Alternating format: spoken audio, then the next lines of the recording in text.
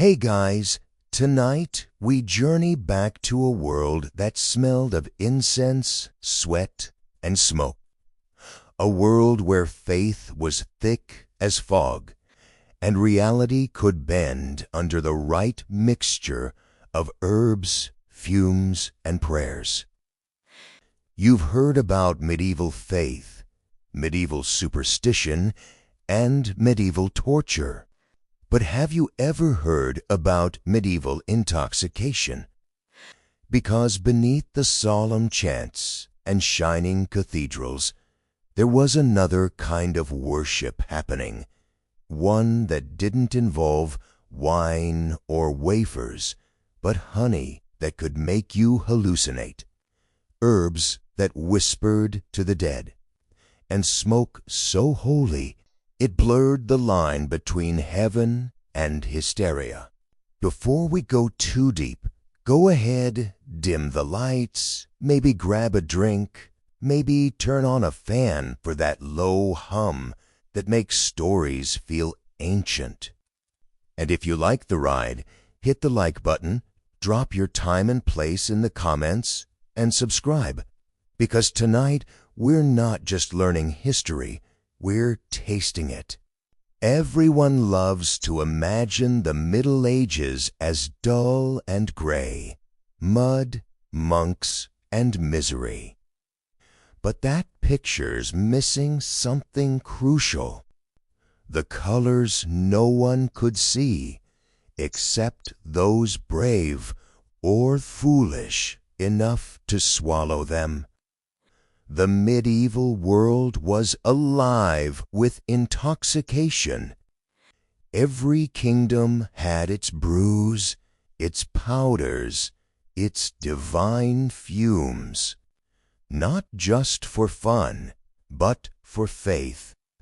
When the soul needed to speak, sometimes the body had to be drugged first. Take mad honey, for example. It sounds like a fairy tale, sweet, dangerous, maybe romantic, but this wasn't your breakfast kind. In the Black Sea highlands of what's now Turkey, bees fed on rhododendron blossoms laced with grainoxins, poisons that turn nectar into a neurochemical trap. Eat a spoonful and your pulse slows.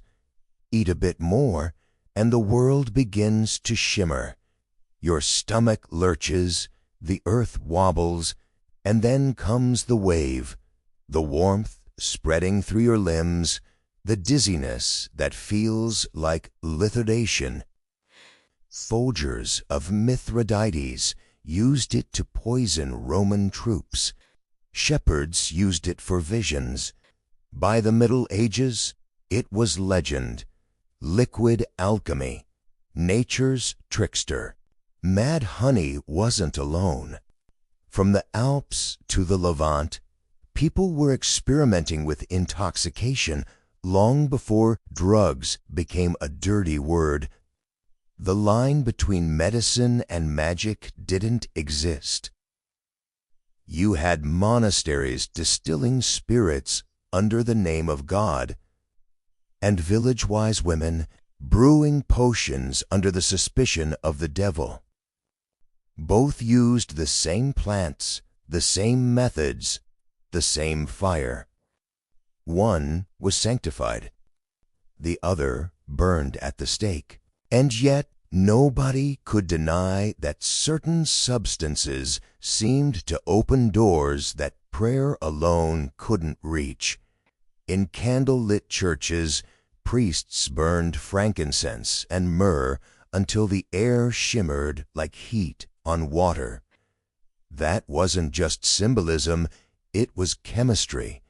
Those resins contained compounds that affect the brain's emotional centers, lowering anxiety and deepening awe. You inhale enough of that sacred smoke in a sealed stone chapel, and you'll start to feel exactly what the priest says you should, the presence of God. It wasn't just incense. monks brewed herbal liqueurs that were as much medicine as meditation. Benedictine, chartreuse, these weren't party drinks, they were liquid theology. Every drop a distillation of centuries of herbal lore. The recipes read like grimoires. Angelica for purity, saffron for spirit, mint for memory, and wormwood for clarity, or madness depending on dosage. But outside those monastery walls, the same ingredients had other uses. Peasants and midwives made salves from belladonna and henbane to numb pain or induce sleep. Sometimes they worked. Sometimes they opened doorways to things people weren't ready to see. Those who claimed to fly at night or speak with spirits weren't lying in their own minds. They were intoxicated, hovering between dream and death, their brains lit up by tropane alkaloids doing their chaotic dance. To modern ears, it sounds like fantasy, but in a world where life expectancy barely cleared 35s, and where every disease was God's will, the promise of another realm of control, even illusion, was irresistible. Imagine being a farmer, watching your child burn with fever. The priest offers prayer. The herbalist offers a potion. You take both, one for the soul, one for the body. And if the child wakes, you thank both God and the root. If not, well, maybe the herb angered heaven. Faith, medicine, and intoxication were braided like strands of the same rope. You didn't choose one, you clung to all three. And in that blur, the human mind wandered into places it didn't understand. Some called it divine revelation, others witchcraft. But to the people who experienced it, it was simply real. So the question isn't whether medieval people got high, it's whether they knew what high meant. To them, visions weren't side effects, they were messages. A monk's hallucination might become a saint's prophecy. A peasant's delirium might become a witch's confession. Every dream, every trance, every unexplainable experience was a conversation between the human and the divine. And while the Church claimed to guard that boundary, it often crossed it too. Priests inhaled clouds of incense that blurred their vision. Pilgrims drank miracle waters laced with hallucinogenic herbs. Holy relics were kissed, touched, and sometimes eaten, believed to transmit grace through taste and scent. It wasn't metaphor. It was embodied mysticism, faith experienced through flesh, blood, and chemical reaction. By the time Europe stumbled into the high medieval period, the body had become the battleground of belief. Sin, salvation, sickness, all lived inside it. To understand the body was to touch the divine, and to alter the body, even for a moment, was to risk glimpsing something beyond it. The deeper you step into that medieval haze, the more you realize how porous the wall between faith and pharmacology really was. Picture a 13th century apothecary tucked between a tavern and a chapel. The air is thick with the smell of crushed herbs, resin, and old wine. Shelves sag under jars labeled with names half Latin, half nonsense. Mandragora, hyoscyamus, belladonna. A monk might walk in asking for medicine, a noblewoman might slip in asking for silence, and both might walk out with the same jar of powdered mystery. That was the secret genius of medieval intoxicants. They were ambiguous. They healed and harmed in equal measure, saved and condemned with the same hand.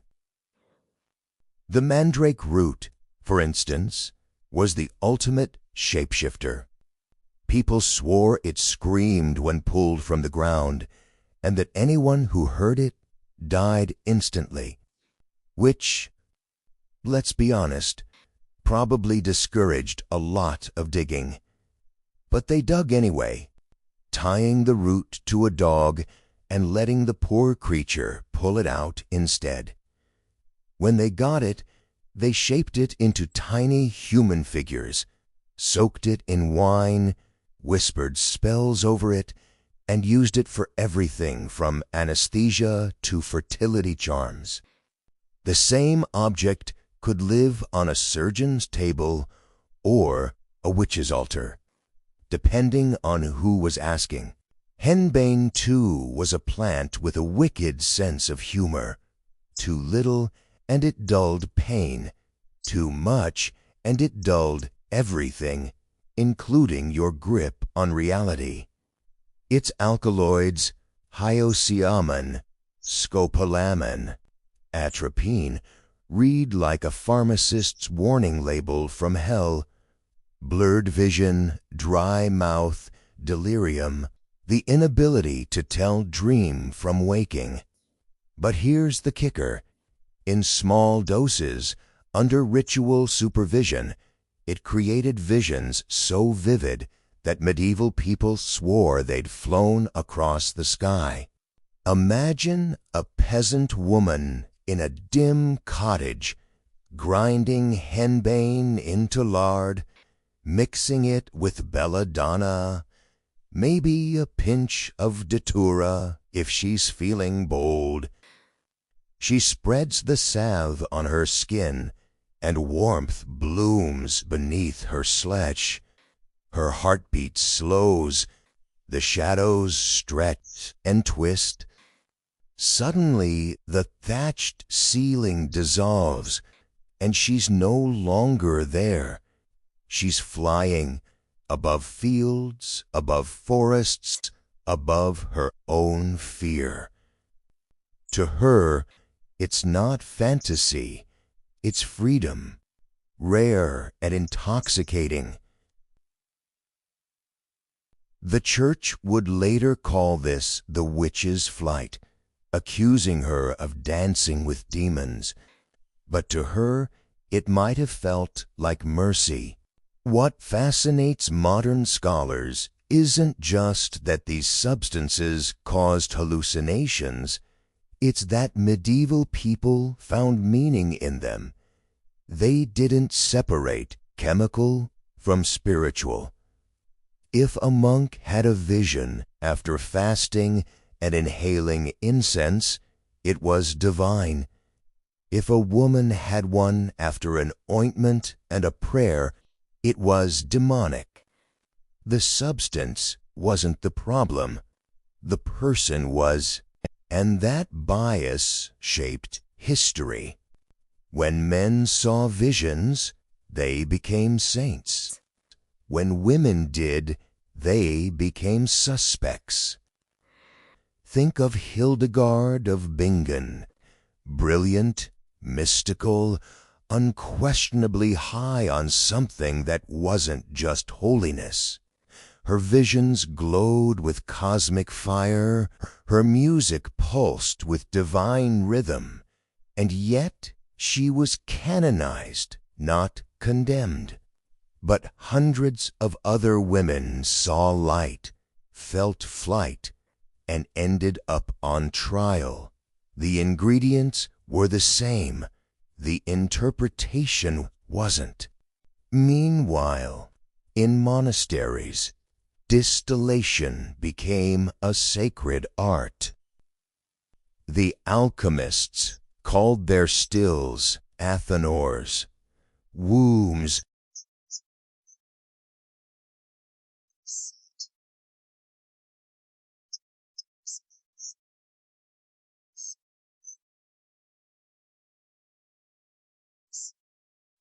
hours of prayer, and inhaling fumes from boiling herbs, accidentally wandered into revelation. The line between experiment and experience was paper thin. To purify a spirit, whether wine or soul, was to heat it until only the essence remained. And in that heat, they found visions, not metaphors.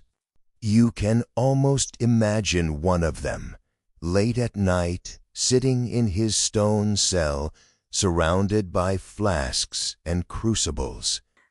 The liquid in his beaker catches the candlelight, shimmering gold. He drinks a drop, just to test it, just to see, and the world folds inward. He feels warmth, hears music, sees angels dancing through vapor. He scribbles what he can before the feeling fades, convinced he's glimpsed creation itself. He wasn't wrong, not entirely, just chemically assisted. Across Europe, the same pattern repeats, altered states mistaken for divine encounters. Pilgrims in Spain drinking holy waters tainted with alkaloid herbs. Hermits inhaling cave moths that emitted mild psychoactive fumes. Even relics, those fragments of saints' bones, were sometimes sealed with resinous oils that released hallucinogenic compounds when heated by candles. You'd kneel, pray, and inhale sanctity straight into your bloodstream. Medieval life was dangerous enough sober.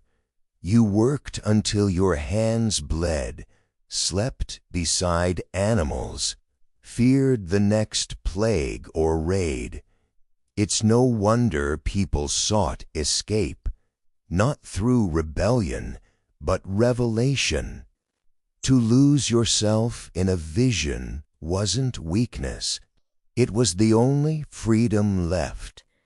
The body might be trapped, but the spirit could still soar on the fumes of something strange, something sacred.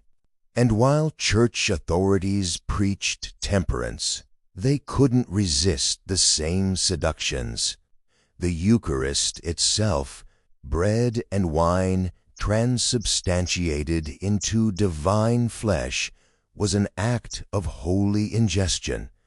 The ritual was built around consumption, transformation, and the merging of substance and spirit.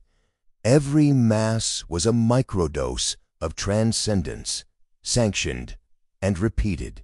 So when we talk about medieval intoxicants, we're not talking about escapism.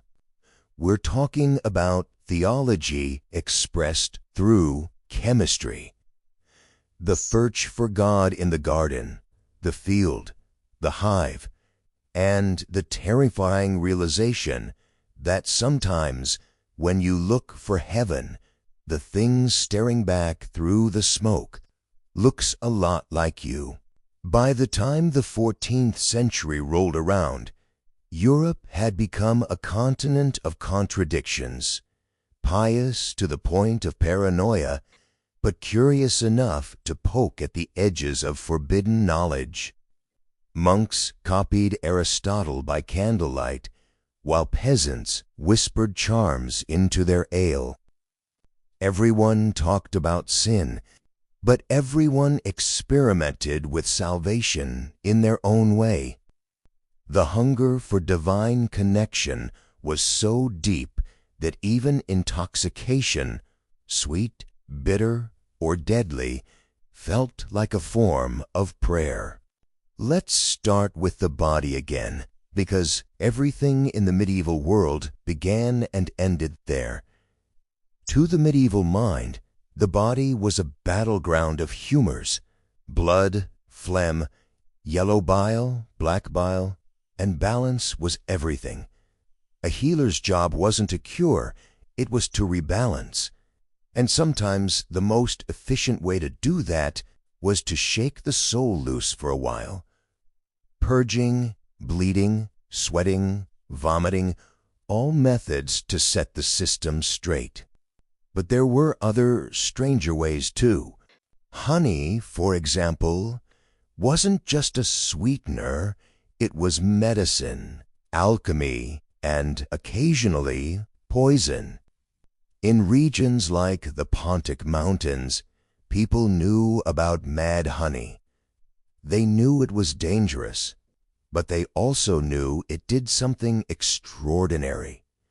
Soldiers once used it to cripple invading armies, but in the right hands it was believed to open the door to divine truth. Too much, and you met your ancestors. Just enough, and you might hear God whisper in your ear. The Church didn't outlaw such substances outright, not at first. The medieval Church was less concerned with what entered your body than with what entered your soul. But when ecstatic states started producing heresy, people claiming direct communication with God, bypassing the priests, that's when the hammer came down.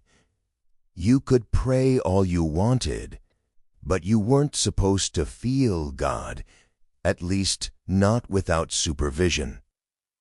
That didn't stop the mystics. Hildegard wasn't the only one seeing celestial fire. There were dozens: Catherine of Siena, Angela of Foligno, Marjorie Kemp, all with their own private channels to the divine. Many of them described sensations that modern medicine would call neurological or chemical: burning in the chest, dazzling light, paralysis, floating.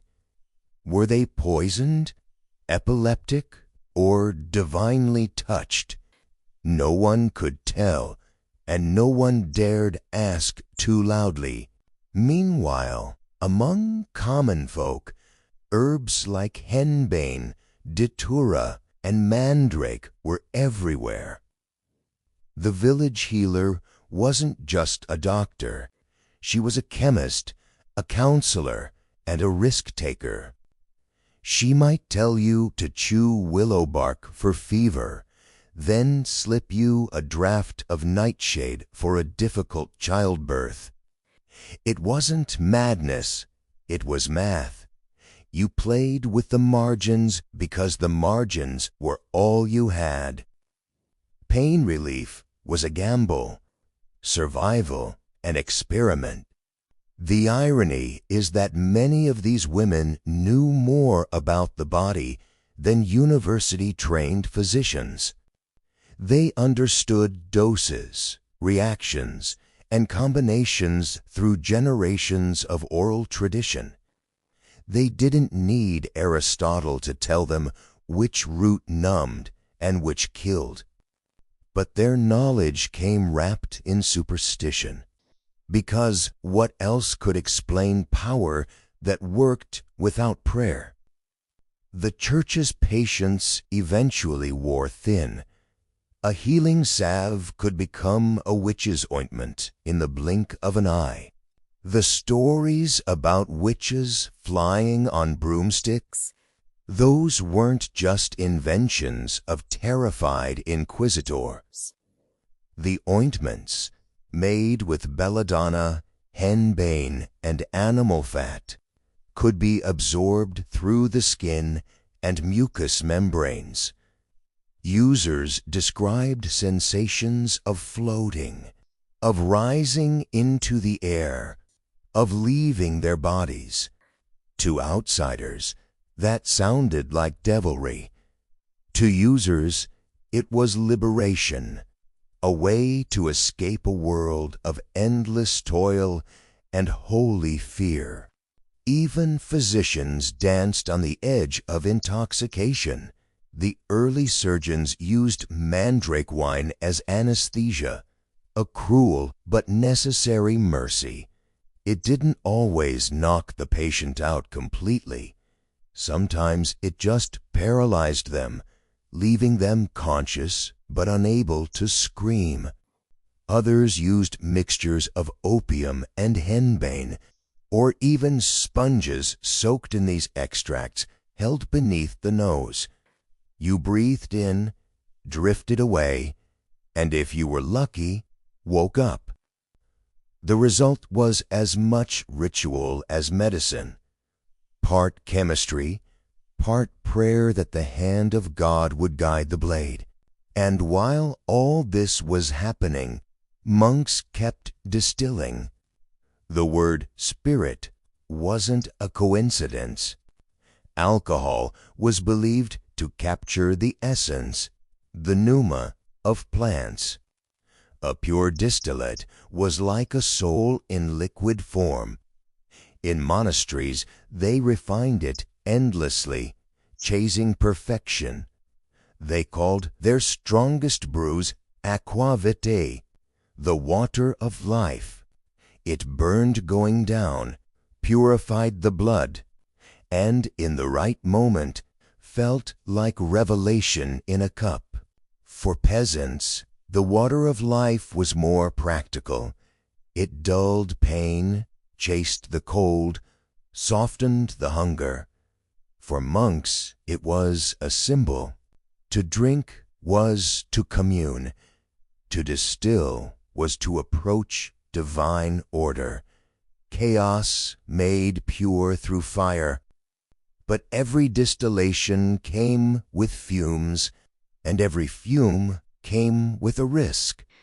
Spend enough hours breathing in vapors of fermented herbs, and your visions start to shimmer with meaning. Maybe that's why some recipes were said to be inspired by angels.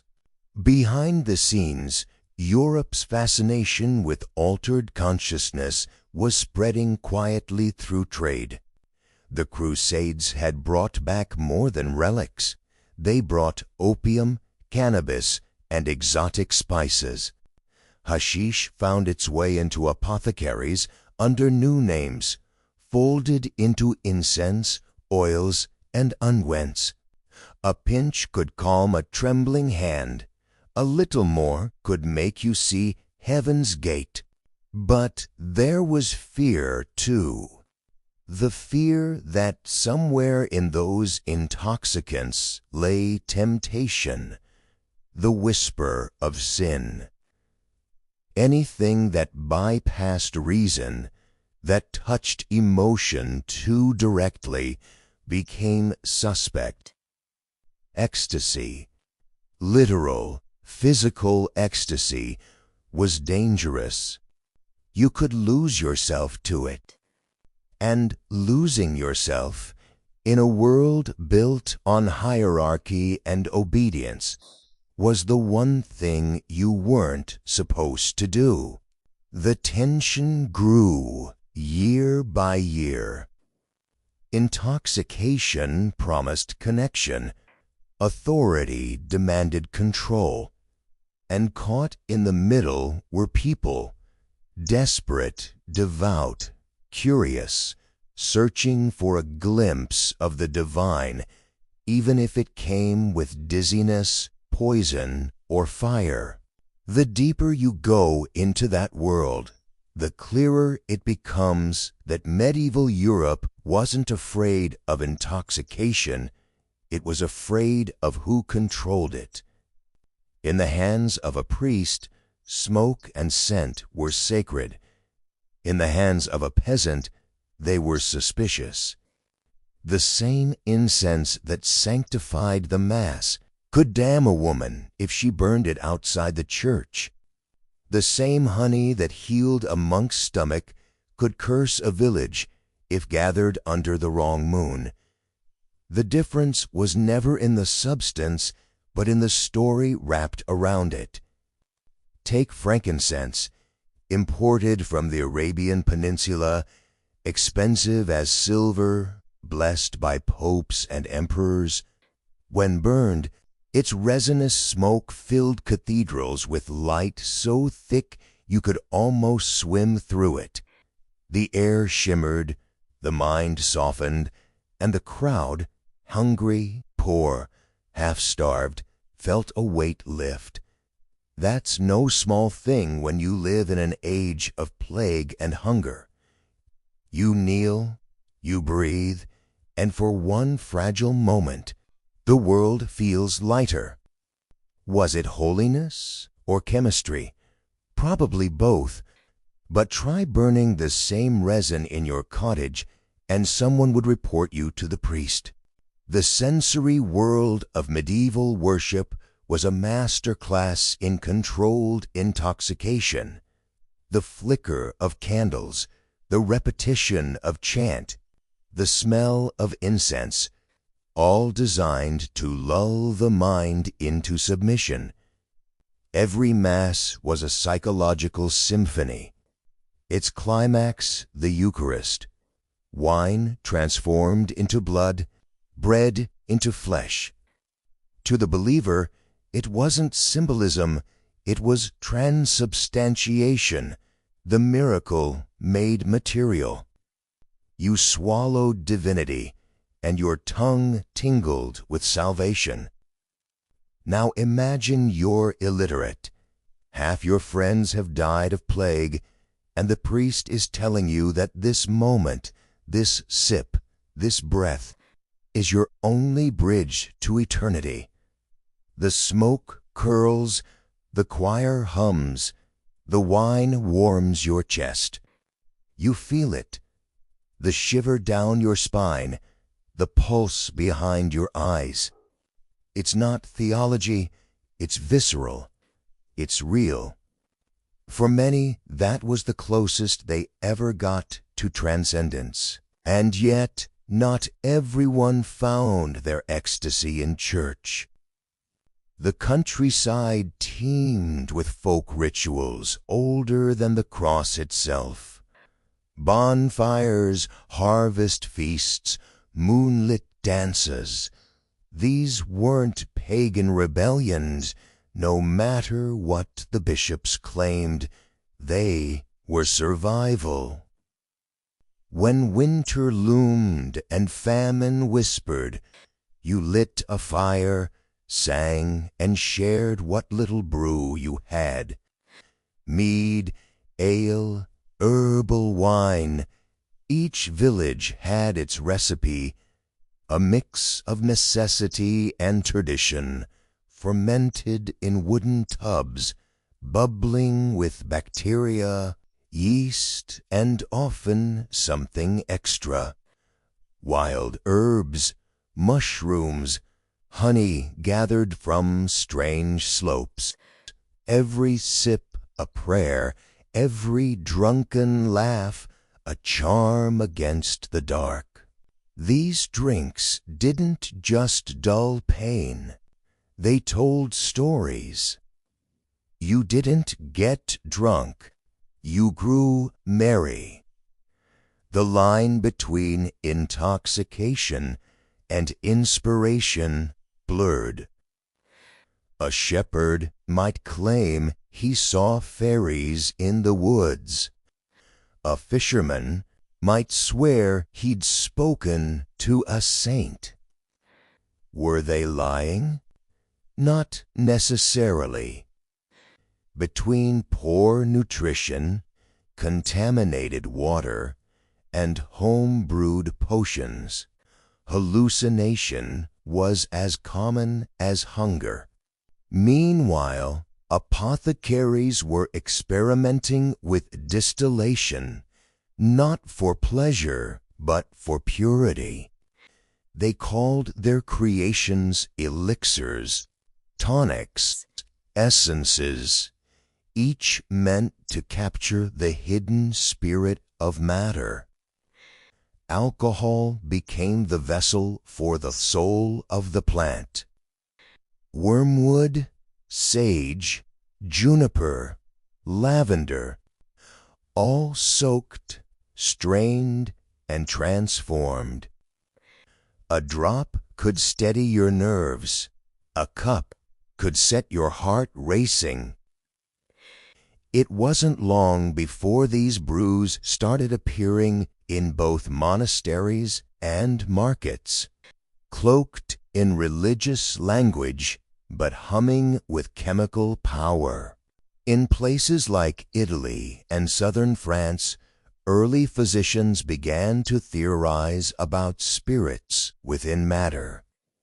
Everything living contained them, they said, tiny invisible forces that could be extracted, concentrated, and ingested.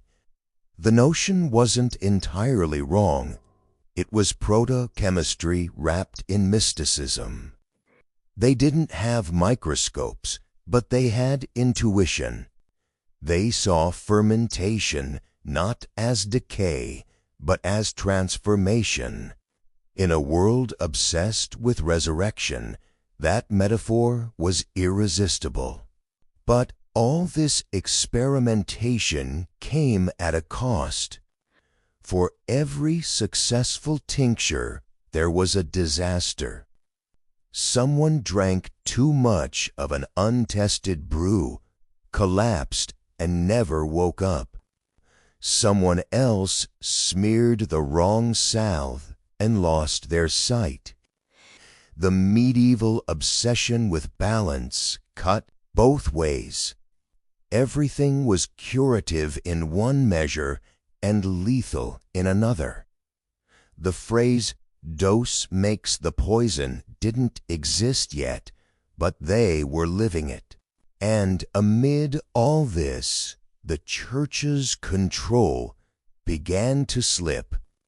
Ordinary people started talking about visions that didn't fit doctrine.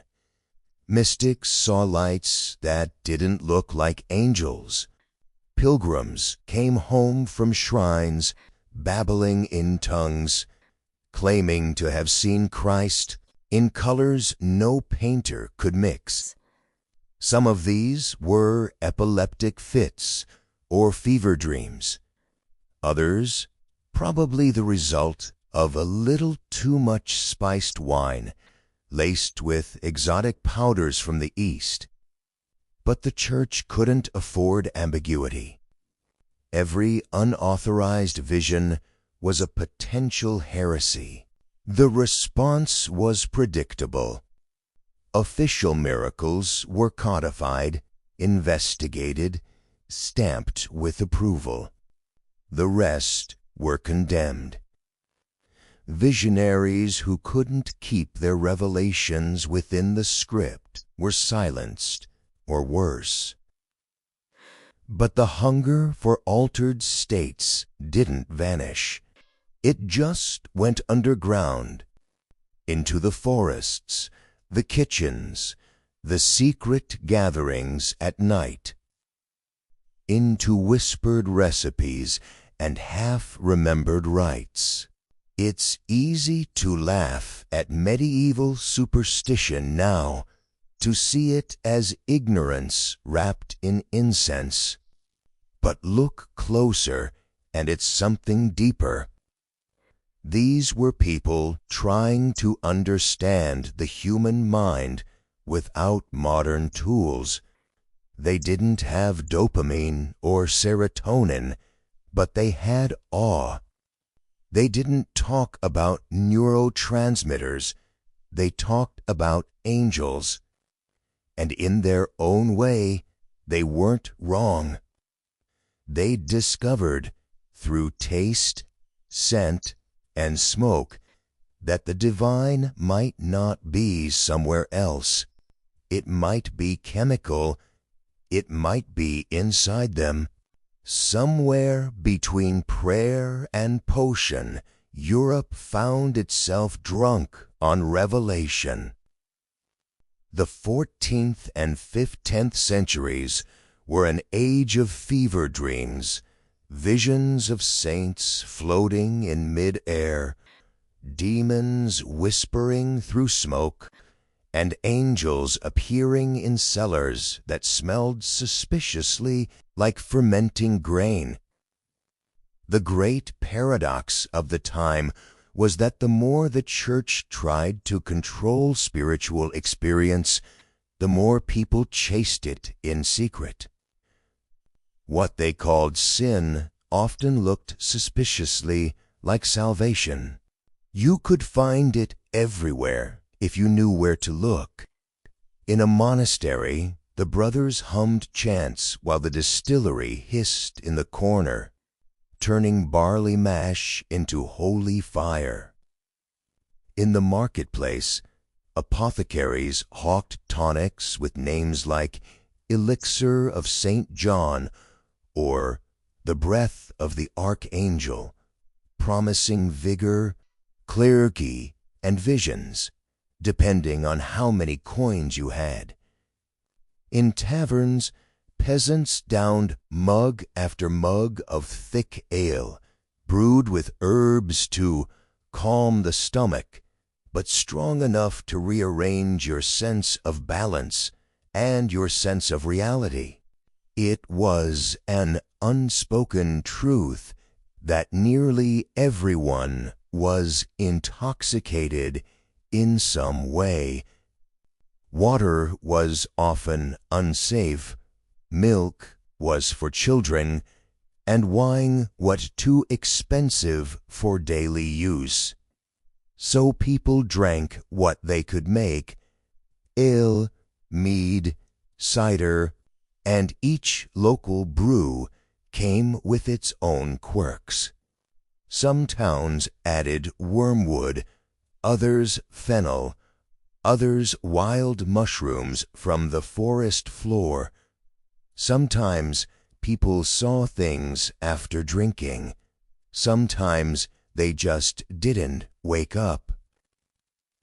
The margin was razor thin, but so was life itself. Henbane was a favorite additive in some regions. Brewmasters swore it gave beer a deeper bite and longer-lasting warmth, while the authorities occasionally banned it for turning drinkers into raving beasts. They weren't exaggerating. A pint too strong, and your vision blurred. Your limbs forgot their duties, and your tongue began to confess sins you hadn't even committed. But for the lower classes, those who spent their lives bent under the weight of others' sins, forgetting yourself for a few hours was worth the risk. The church, of course, preached moderation, but moderation is a luxury of the well-fed. The poor didn't drink to rebel. They drank to survive. The body was weary, the mind crowded with fear of famine, plague, and damnation. When you spend your life waiting for the next disaster, a mug of madness can feel like grace, and the priests who condemned it weren't exactly sober themselves. Monastic breweries produced gallons of ale per day, each batch for the glory of God and for the benefit of thirsty pilgrims. It's no accident that some of the world's oldest breweries still bear the names of saints. In private chambers, nobles indulged more luxuriously. They imported exotic spices, rare honeys, and even opium-based syrups from the Levant. Served at banquets, these concoctions were supposed to aid digestion and inspire merriment. But too much, and the laughter turned to mumbling, then to sleep, then to silence. Chroniclers politely recorded that the guests had fallen into divine contemplation. What actually happened is best left unspoken.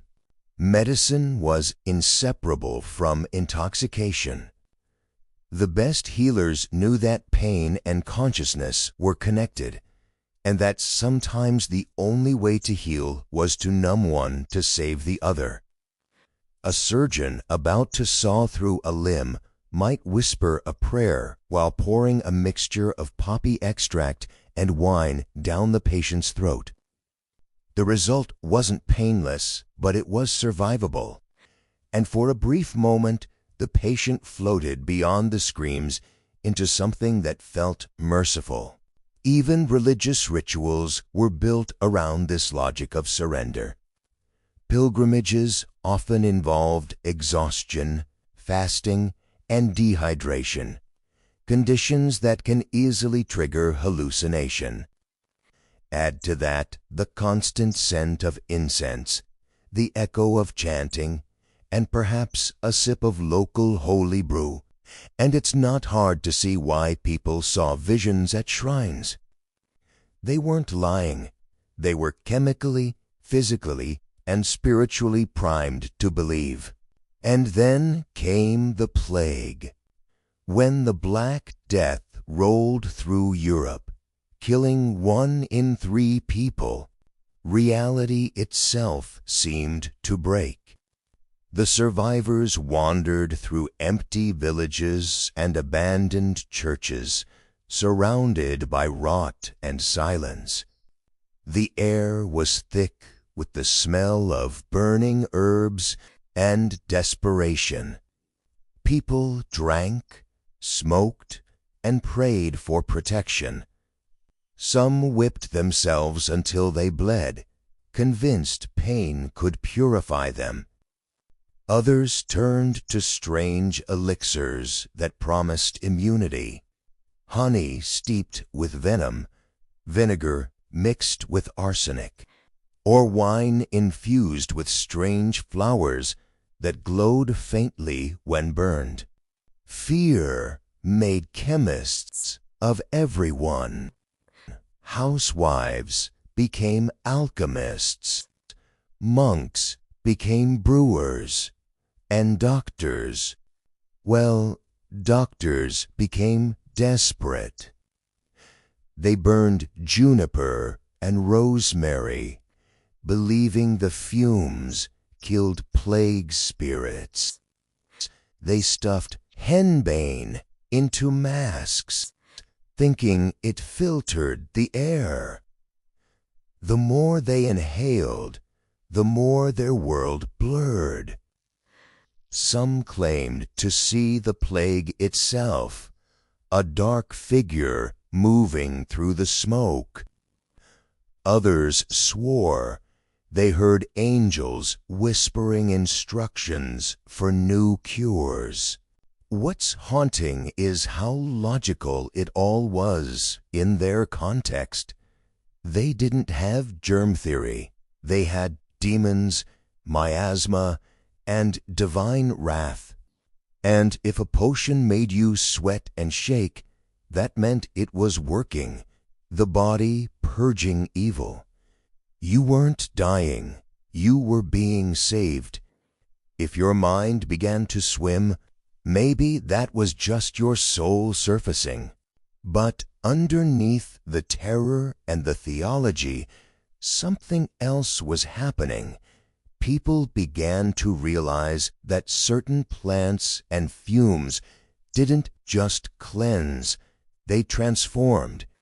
They could lift you out of despair, even if only for an hour. They could make the unbearable seem distant, even holy. For a moment, pain had purpose. Suffering had symmetry. And in a world where life was short and brutal, that was intoxicating enough. Europe wasn't just enduring the plague. It was hallucinating through it. And in that haze, new beliefs, new rituals, and new heresies began to take shape, each born from the same smoky, honey-sweet desire to touch something beyond the reach of reason. When the plague smoke cleared, if it ever truly did, Europe emerged altered, dizzy from its own survival. Every breath had carried incense or infection, and people had come to believe that unseen forces swirled through the air. You could not simply exist. You had to purify, fortify, intoxicate, or transcend. And so began the great age of concoction. The alchemists, those secretive poets of the laboratory, were no longer fringe curiosities. They became the shadow physicians of a civilization half mad with revelation. Their workshops stank of sulfur and honey, copper and sweat. Glass retorts simmered like cauldrons in a witch's den. The walls were scribbled with symbols, some astrological, others purely delusional. Yet beneath the chaos was method, distillation, sublimation, fermentation, the birth pangs of chemistry, all in pursuit of transformation. They sought not only to turn lead into gold, but flesh into spirit. The elixir of life was as much a metaphysical goal as a medical one. If a tincture could prolong vitality, might it not also extend the soul's radiance? If vapors could open the mind to visions, might they not also open a door to the divine?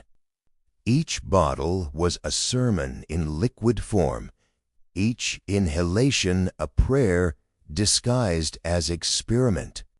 What's remarkable is how often these alchemists stumbled upon legitimate breakthroughs while chasing their delusions. The same processes that extracted the essence of mandrake or henbane also revealed alcohol's power as a solvent, disinfectant, and preservative. A few generations later, this would evolve into pharmacology. But in the 15th century, it was still cloaked in mysticism. 1 part science, 2 parts sorcery, and an unmeasurable dash of madness. Among their favorite materials was honey again, not for its sweetness, but for its incorruptibility. Honey never rots, they said, and neither should the soul. They infused it with herbs, ashes, even powdered gems. Gold leaf dissolved in mead was thought to bring vigor. Silver stirred into syrup warded disease, and occasionally the combination of metal ions and fermentation produced subtle psychotropic effects. though no one could have named them. The result was illumination, sometimes followed by convulsions, but the distinction mattered less than the experience itself. At the same time, mystics were recording ecstatic visions that eerily paralleled these chemical revelations. Women cloistered in convents began describing unions with Christ so visceral they bordered on sensual. "He entered me like fire," one nun wrote, "and I dissolved in his sweetness." The Church, uncomfortable but fascinated, called it divine rapture. But to the modern eye, the symptoms, tremors, euphoria, dilated pupils, trance, could belong equally to intoxication. The divide between mysticism and pharmacology had never been thinner. In many convents, nuns tended herb gardens and prepared remedies for the sick. They knew the potency of belladonna and the comfort of poppy. Their religious devotion gave cover to what might otherwise be called witchcraft. Under the guise of charity, they were keepers of secrets, women who understood the body's alchemy and the soul's craving for oblivion. And outside the convent walls, others practiced their own versions of faith through intoxication. Rural festivals honoring saints often blurred into pagan rites celebrating fertility and chaos. Bonfires crackled, barrels rolled. Someone always brought the good mead, thick and dark as syrup. It burned going down, then lifted the crowd into song and staggering communion. A priest might arrive to bless the feast, but by nightfall even he would be singing off-key, his Latin dissolving into laughter. It's tempting to dismiss all this as superstition, but that misses the heart of it. Medieval people were not fools. They were desperate realists in a world that refused to make sense. They didn't drink to escape reality. They drank to meet it halfway. If the divine could be tasted, inhaled, or distilled, then maybe faith wasn't just hope, but chemistry. Meanwhile, the Inquisition prowled. What had once been tolerated as folk medicine now looked suspiciously like heresy. The same plant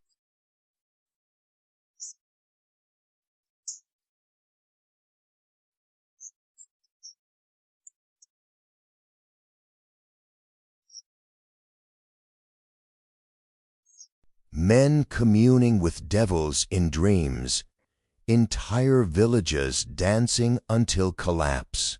The witch hunts began not out of hatred, but out of fear. Fear of what humans could become when their senses slipped the leash. When a peasant claimed he'd seen spirits in the forest after eating a handful of berries, the inquisitors didn't doubt his sincerity. They doubted his allegiance. For them, altered consciousness was not a medical phenomenon. It was a political one, a threat to the monopoly on revelation. What they couldn't understand, they burned. Fields of mandrake were uprooted. Henbane gardens were razed. Recipes that had passed from mother to daughter for generations vanished in the smoke. But ideas are harder to kill than herbs. The knowledge survived in whispers, hidden in marginalia, disguised in cookbooks. Add 1 spoon of joy, some read. stir until visions appear. And so the great intoxication went underground, simmering in secret hearts and background stools. For every heretic burned, two more learned the recipe by memory. For every banned brew, another fermented in a forgotten cellar. The veil between sacred and profane had been singed, not sealed. The Middle Ages, for all their repression, had opened something they couldn't close. The realization that transcendence could be manufactured, that paradise, for a moment, could be bottled, smoked, or brewed. The devil, as it turned out, had excellent taste in chemistry. By the late Middle Ages, Europe had become a continent half drunk on its own contradictions. The Church condemned excess, but feasted like emperors. Monks brewed beer strong enough to stun a mule, yet preached sobriety. Apothecaries sold divine elixirs that could raise the spirits and occasionally the dead, while physicians cautioned against poisoned vapors. And through it all, humanity kept searching for that same invisible line, the point where pleasure turned to revelation. In the monasteries, brewing had become a sacred craft. Beer was not just sustenance, but theology in liquid form. The Benedictines and Cistercians were pioneers of fermentation, perfecting yeasts and hops long before science explained why they worked. To them, beer was liquid bread, a safe alternative to contaminated water, and a gift from God. Though by the third mug, that gift often inspired a bit too much singing in the cloister. Some abbots even encouraged moderate intoxication, claiming it softened the ego and opened the heart to divine contemplation. Convenient reasoning, especially when your order owned the brewery. The monks weren't alone. Across Europe, taverns thrived like mushrooms after rain. These were the laboratories of the common man, where peasants and traders tested whatever nature offered. Cider spiked with herbs, ale thick with honey, wine mixed with resin or seawater. It was all fair game.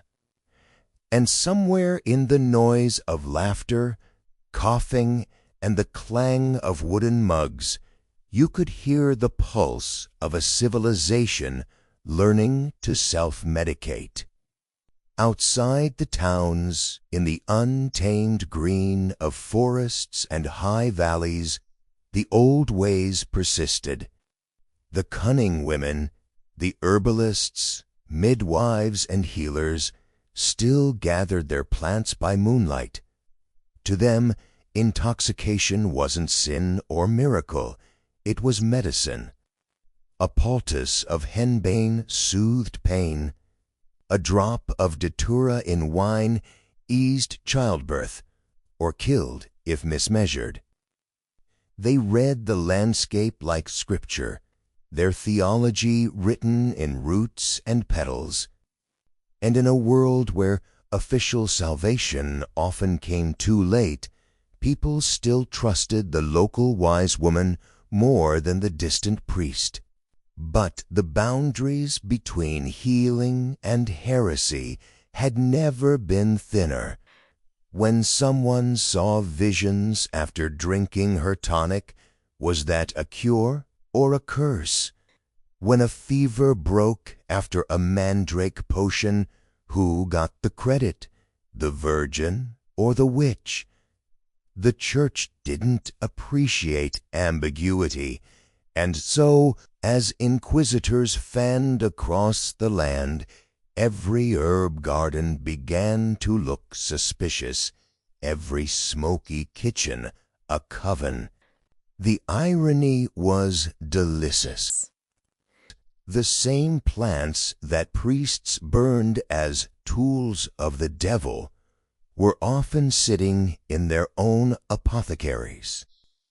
Belladonna for the eyes, opium for pain, wormwood for the digestion. Each had its place in sacred medicine. But context was everything. Use it under a doctor's supervision, it was divine providence. Use it under the moon, it was diabolic. The same leaf, the same dose, judged by who held the spoon. Meanwhile, art and literature reflected this double vision. Painters began to depict saints with eyes glazed in ecstasy, their halos shimmering like heat haze. Poets wrote of sweet delirium, holy intoxication, the cup of wisdom. The metaphors were not lost on their audiences.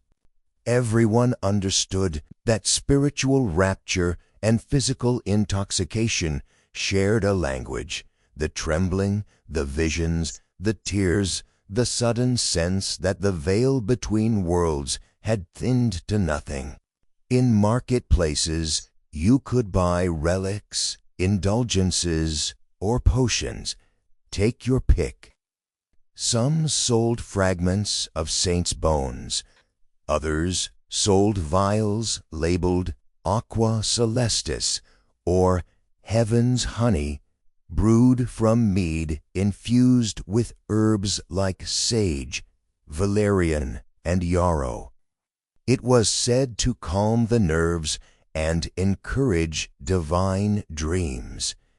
In practice, it just made you feel delightfully untethered, your thoughts spinning like incense smoke.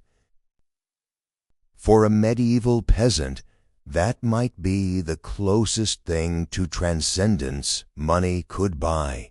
And so the culture of intoxication took root, not as rebellion, but as routine. It was the rhythm of survival.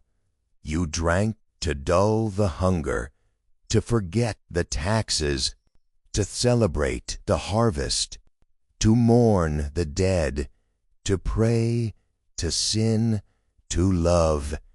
Every sip was a small defiance against the grinding certainty of mortality. Maybe that's why taverns felt so holy in their way. The candles guttering in their smoky rafters were no less sacred than those in the cathedral. The difference was that here everyone could touch the divine, if only for an evening. Even the wealthy joined the pilgrimage of pleasure. Nobles sponsored their own alchemists to brew aphrodisiacs, poisons, and perfumes of questionable legality. Exotic ingredients arrived from the East: musk, cinnamon, nutmeg, even opium resin. The line between medicine, narcotic, and luxury blurred beyond recognition. A nobleman's banquet might include candied violets dusted with powdered ambergris and a honeyed cordial strong enough to fell an ox. They called it refinement. The servants called it madness. And somewhere in all this, the medieval mind began to shift. The idea that the body was merely a vessel for sin started to erode. Pleasure, after all, seemed to be one of the few ways to feel alive in a world that kept threatening to die. The sacred and the profane were no longer enemies. They were dance partners, swaying to the same tune, honey and venom mingling on the tongue. In the end, intoxication became a mirror of the human soul, chaotic, yearning, and utterly unwilling to stay sober in the face of mystery. Every sip, every smoke, every vision whispered the same truth, that the boundary between heaven and earth was never a wall, just a breath. By the time the Renaissance dawned, Europe was already half high on its own rediscovery.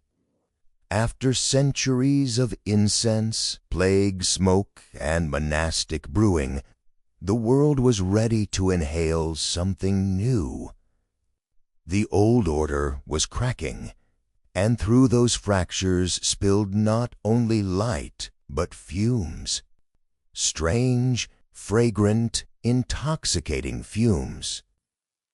Scholars dug through ancient manuscripts, not for theology, but for recipes. The Greeks and Romans had known things, dangerous, delightful things, about wine, herbs, and the dawds of ecstasy. And the Renaissance was nothing if not a resurrection of forgotten pleasures. In Florence and Venice, apothecaries began to reinvent themselves as philosophers of the body. They stocked shelves with myrrh, saffron, amber, and poppy resin imported from the East. Behind every respectable storefront was a back room where the lines between science, seduction, and sorcery lured like vapor in candlelight. You could buy something to calm your nerves, or something to make you dream of angels or devils. It all depended on your appetite for risk. Artists understood this instinctively. Michelangelo, Da Vinci, Botticelli, each saw intoxication not just as chemical, but cosmic. To create was to enter trance, to flirt with madness. A brushstroke was a sip. Marble dust was communion. Leonardo himself wrote about vapors that moved the humors and softened the imagination, likely referring to aromatic resins burned in his studio. Genius, it turned out, smelled faintly of myrrh and pine. Meanwhile, the intellectuals, those proud sons of reason, were rediscovering ancient medical texts that described the mind not as a moral battlefield, but as an organ subject to chemistry. Galen, Dioscorides, Avicenna, they all hinted that thought it could be altered, even elevated, through balance of humors or controlled ingestion. The notion that enlightenment could come through the body, not against it, was both thrilling and blasphemous. Of course, the Church didn't take kindly to that idea. The body, in their narrative, was still a liability, a sack of temptation.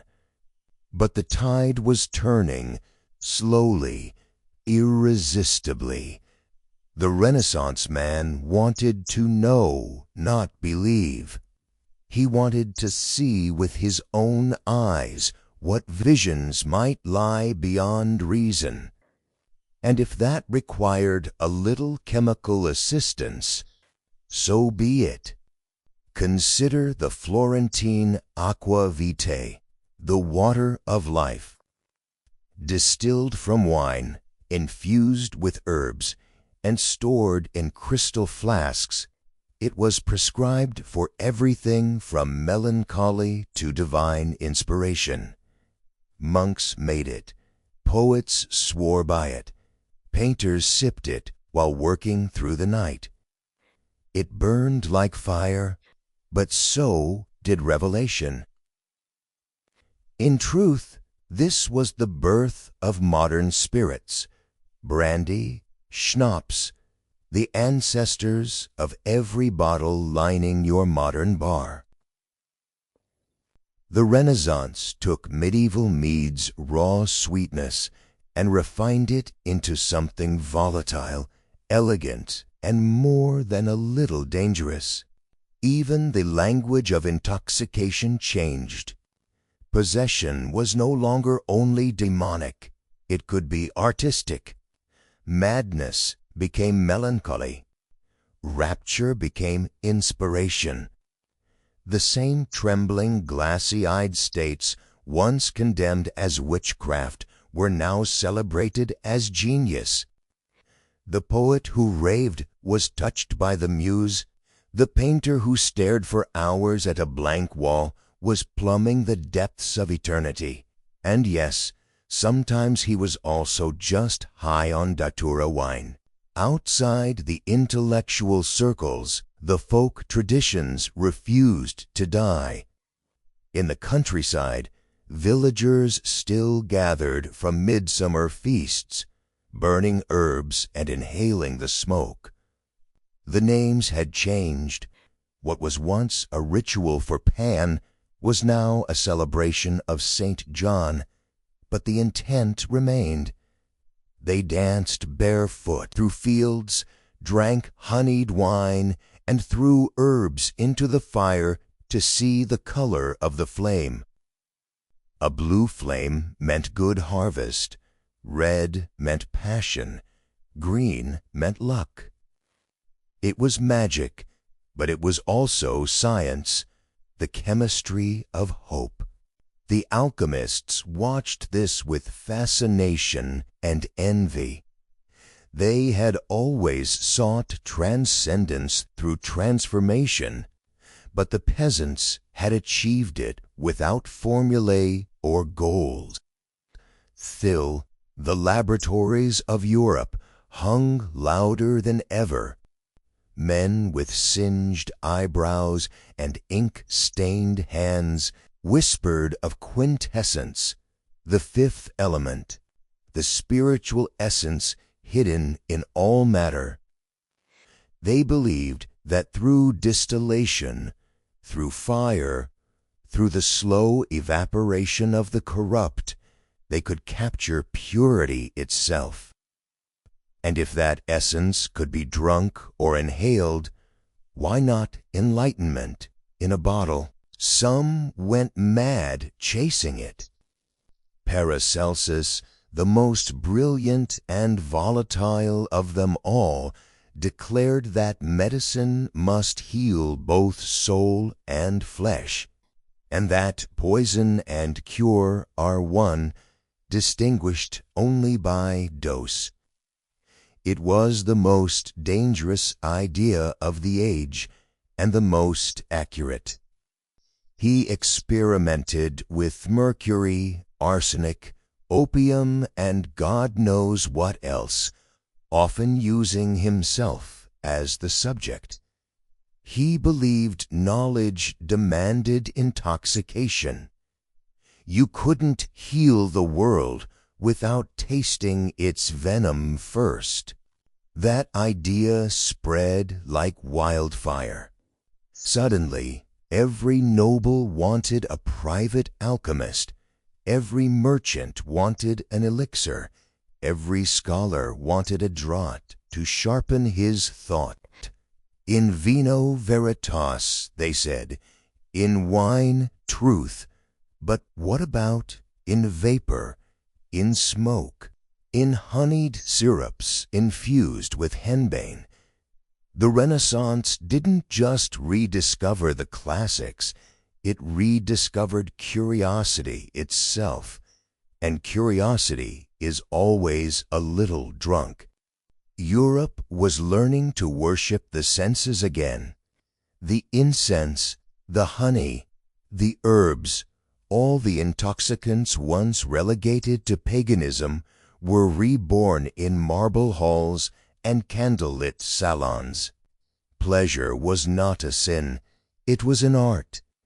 Every sip of brandy, every drag of pipe smoke, every perfumed breath became a small rebellion against centuries of abstinence. Humanity had found its appetite again, and it was ravenous.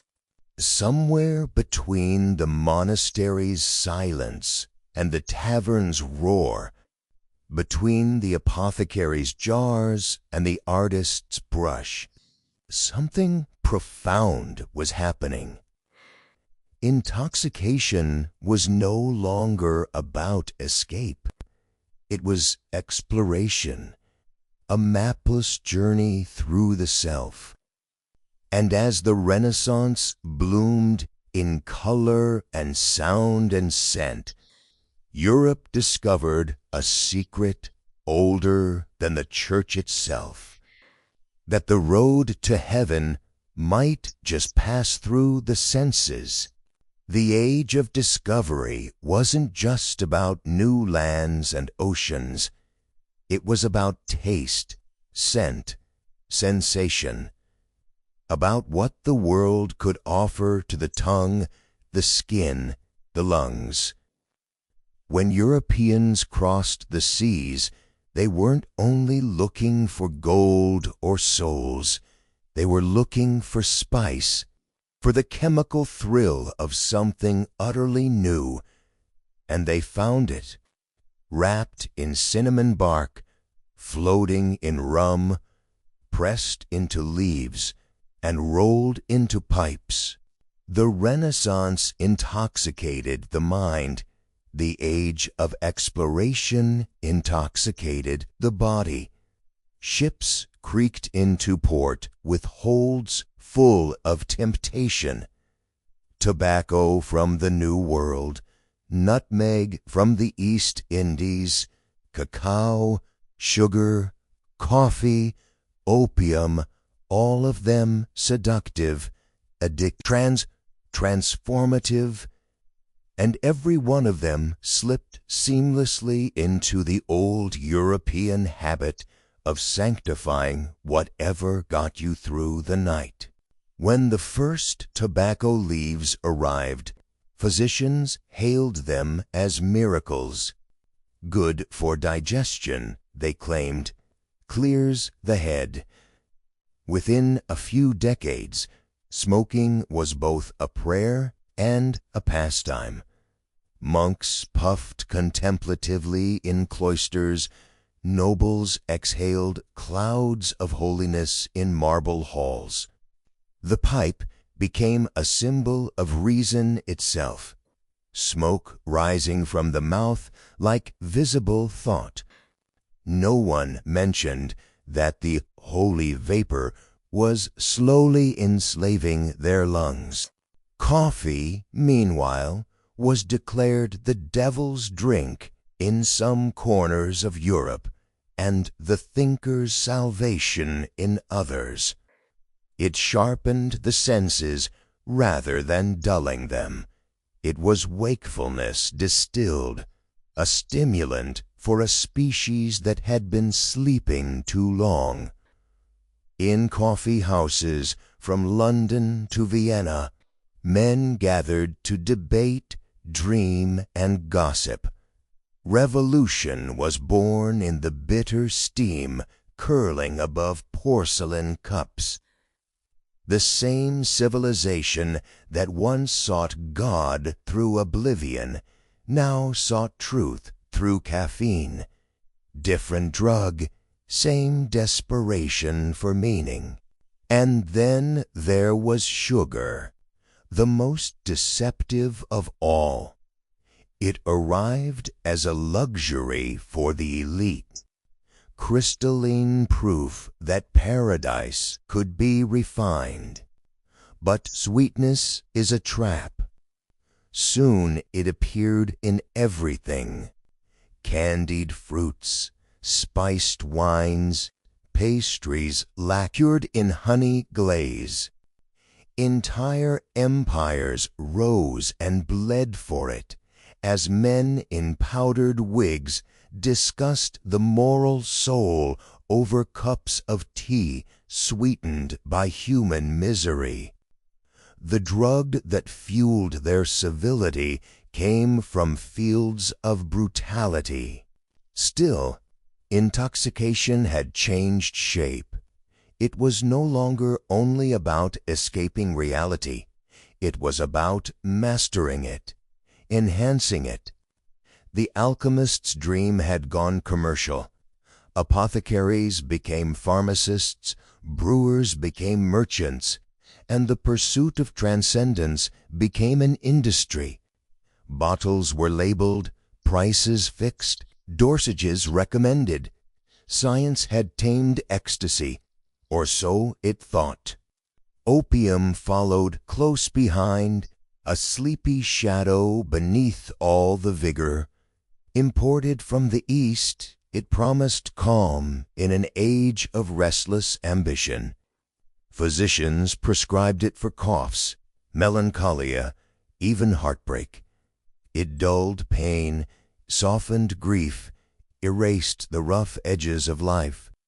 But in that numbness lay a kind of sacred silence, too, a remnant of the old medieval yearning for the divine trance. For the merchant who couldn't sleep, for the sailor haunted by storms, opium was a ticket back to the dreamscape of medieval mystics, minus the theology. What the ancients had called divine madness, the New Age called chemical balance. The vocabulary changed, but the craving stayed the same. Humanity had always been in negotiation with its own chemistry, trying to find that perfect ratio of pleasure to revelation. The Renaissance had flirted with it. Now Europe was manufacturing it by the barrel. And in all this feverish consumption, the memory of the old intoxicants lingered like a ghost. The honeyed meads, the herbal smokes, the ointments that promised flight, replaced but not forgotten. Somewhere in a quiet village, an old woman still tended her herbs, still knew that a leaf of datura and a spoon of honey could send you halfway to heaven. But now she was called a folk healer, not a witch. The Inquisition's fires had cooled, replaced by the cold gaze of reason. Reason, though, as its own kind of intoxication. It promises control, certainty, progress, power so pure it feels divine. But no civilization can live on reason a world. And so, as Europe mapped the world, it also mapped its own appetites. The compass spun not just toward gold and land, but toward the next high, the next taste, the next breath that felt larger than life. By the 17th century, a gentleman's cabinet, might look like a miniature universe of sensation, a jar of tobacco here, a vial of spirits there, bottles labeled elixir of calm, water of life, essence of nightshade. He would sip, sniff, smoke, and sigh, convinced he was mastering the world one draught at a time. But in truth, the world was mastering him, slowly, sweetly, chemically, and yet, who could blame him? To live in that era was to live at the crossroads of ecstasy and empire. Every port, every trade wind, every ship's cargo whispered a promise older than any kingdom, that somewhere out there, or perhaps inside a tiny vial, lay the doorway to something beyond the dull edge of mortality. The medieval visionaries had sought heaven through honey and herbs. The Renaissance thinkers sought it through intellect and art.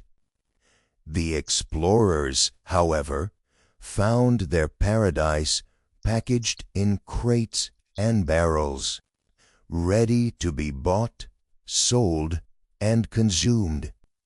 Paradise, at last, had a price tag. By the 17th century, Europe was buzzing, literally and figuratively. Smoke curled from pipes, steam hissed from coffee pots. The air itself seemed caffeinated. It was an age addicted to stimulation, a continent waking from its medieval dreams, only to discover that wakefulness could be its own drug. The taverns hadn't disappeared. They'd simply evolved into coffee houses, opium dens, and salons filled with philosophical haze. Humanity, it seemed, had traded the sacred trance for the rational buzz. In London, coffee houses were called penny universities. For the cost of a single coin, you could buy access to an entire world of conversation. Poets argued with politicians, scientists debated priests, and merchants schemed between sips. The atmosphere was thick, not just with smoke, but with the intoxicating sense that thought itself could alter the world. These were the laboratories of the Enlightenment, where caffeine replaced communion wine and ideas became the new sacrament. The irony was exquisite. The age of reason ran on drugs. Philosophers spoke of clarity and logic, while their hands trembled from the 5th cup of Turkish brew. They wrote treatises on moderation between pipes of tobacco. Isaac Newton, the very emblem of sober intellect, dabbled in alchemy and may have inhaled more mercury fumes than was strictly advisable. Every genius was a little bit poisoned, and every poison was a little bit divine. The new intoxicants weren't just physical. They were ideological. Reason itself was an opiate, the purest and most seductive of all. It promised that everything, every vision, every miracle, every madness could be explained. The medieval cosmos had been alive with spirits and demons. The Enlightenment replaced them with particles and pressure. But the craving for wonder didn't vanish, it just migrated. Instead of seeking God in the stars, thinkers now sought universal laws, a pattern, an order that would reveal the mind of creation itself. It was intoxication rebranded as curiosity. And yet, under the surface of all this sober rationalism, the old ecstasies still whispered. In the countryside, festivals of wine and fire continued, older than any university, older than any creed. Farmers still poured libations to the earth.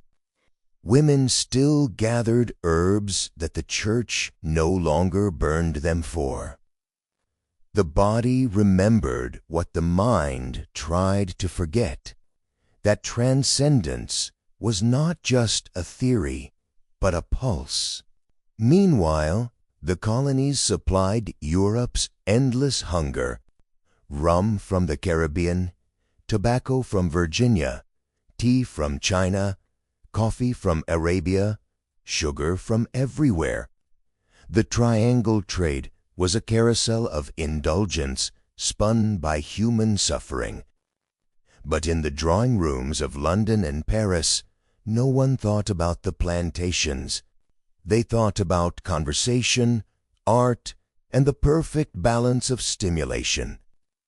Every sip of tea carried the faint aftertaste of empire, and somewhere between the chink of porcelain and the scratch of quills, another kind of intoxication took hold, the intoxication of progress. People began to believe that history itself was a kind of high, a steady ascent toward perfection. The future shimmered like the bottom of a brandy glass, golden, luminous, slightly distorted. Humanity was hooked on improvement. Yet even as the Enlightenment marched forward with powdered wigs and polished arguments, a strange melancholy settled over Europe.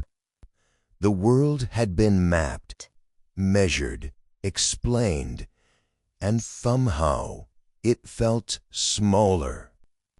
The mystery that had once hovered in incense smoke now hid behind equations. People began to miss their ghosts. They missed the visions, the miracles, the holy smoke that had once blurred the line between reality and dream. Poets sensed this first. The Romantics would later turn it into a movement.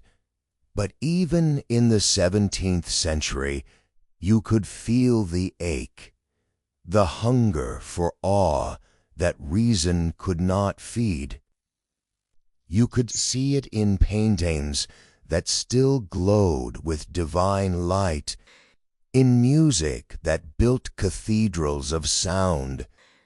The human soul was restless.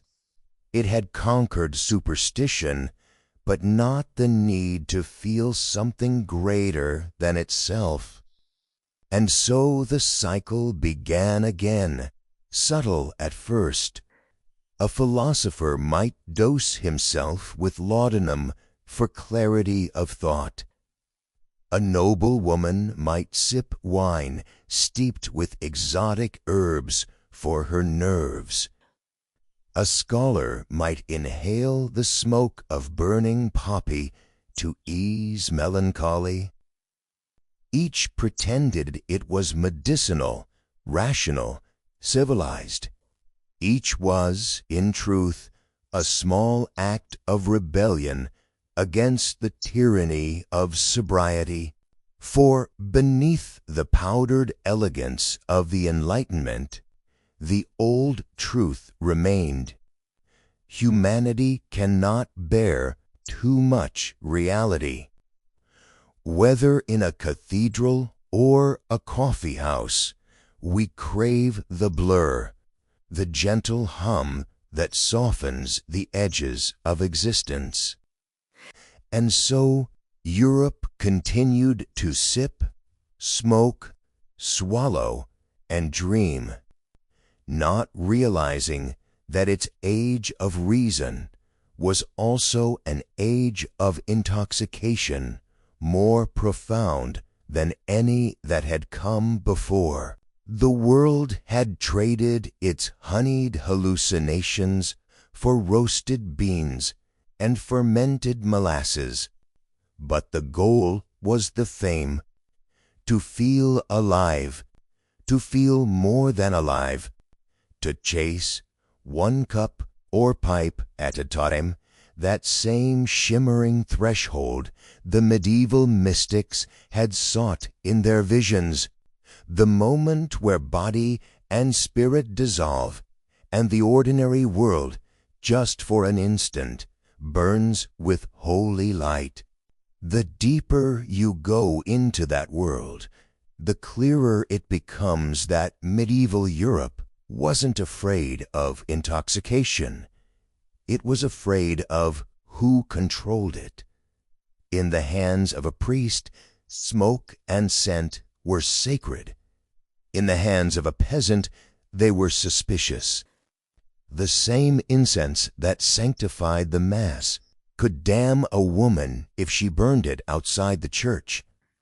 The same honey that healed a monk's stomach could curse a village if gathered under the wrong moon. The difference was never in the substance, but in the story wrapped around it. Take frankincense, imported from the Arabian Peninsula, expensive as silver, blessed by popes and emperors. When burned, its resinous smoke filled cathedrals with light so thick you could almost swim through it. The air shimmered, the mind softened, and the crowd, hungry, poor, half-starved, felt a weight lift. That's no small thing when you live in an age of plague and hunger. You kneel, you breathe, and for one fragile moment the world feels lighter. Was it holiness or chemistry? Probably both. But try burning the same resin in your cottage, and someone would report you to the priest. The sensory world of medieval worship was a masterclass in controlled intoxication. The flicker of candles, the repetition of chant, the smell of incense, all designed to lull the mind into submission. Every Mass was a psychological symphony, its climax the Eucharist, wine transformed into blood, bread into flesh. To the believer, it wasn't symbolism, it was transubstantiation, the miracle made material. You swallowed divinity, and your tongue tingled with salvation. Now imagine you're illiterate. Half your friends have died of plague, and the priest is telling you that this moment, this sip, this breath is your only bridge to eternity. The smoke curls, the choir hums, the wine warms your chest. You feel it. The shiver down your spine, the pulse behind your eyes. It's not theology. It's visceral. It's real. For many, that was the closest they ever got to transcendence. And yet, not everyone found their ecstasy in church. The countryside teemed with folk rituals older than the cross itself. bonfires, harvest feasts, moonlit dances. These weren't pagan rebellions, no matter what the bishops claimed. They were survival. When winter loomed and famine whispered, you lit a fire, sang, and shared what little brew you had. Mead, ale, herbal wine. Each village had its recipe, a mix of necessity and tradition, fermented in wooden tubs, bubbling with bacteria, yeast, and often something extra. Wild herbs, mushrooms, honey gathered from strange slopes. Every sip a prayer, every drunken laugh a charm against the dark. These drinks didn't just dull pain, they told stories. You didn't get drunk, you grew merry. The line between intoxication and inspiration blurred. A shepherd might claim he saw fairies in the woods. A fisherman might swear he'd spoken to a saint. Were they lying? Not necessarily. Between poor nutrition, contaminated water, and home-brewed potions, hallucination was as common as hunger. Meanwhile, apothecaries were experimenting with distillation, not for pleasure, but for purity. They called their creations elixirs, tonics, essences, each meant to capture the hidden spirit of matter. Alcohol became the vessel for the soul of the plant. Wormwood, sage, juniper, lavender, all soaked, strained, and transformed. A drop could steady your nerves. A cup could set your heart racing. It wasn't long before these brews started appearing in both monasteries and markets, cloaked in religious language but humming with chemical power. In places like Italy and southern France, early physicians began to theorize about spirits within matter. Everything living contained them, they said, tiny invisible forces that could be extracted, concentrated, and ingested. The notion wasn't entirely wrong. It was proto-chemistry wrapped in mysticism.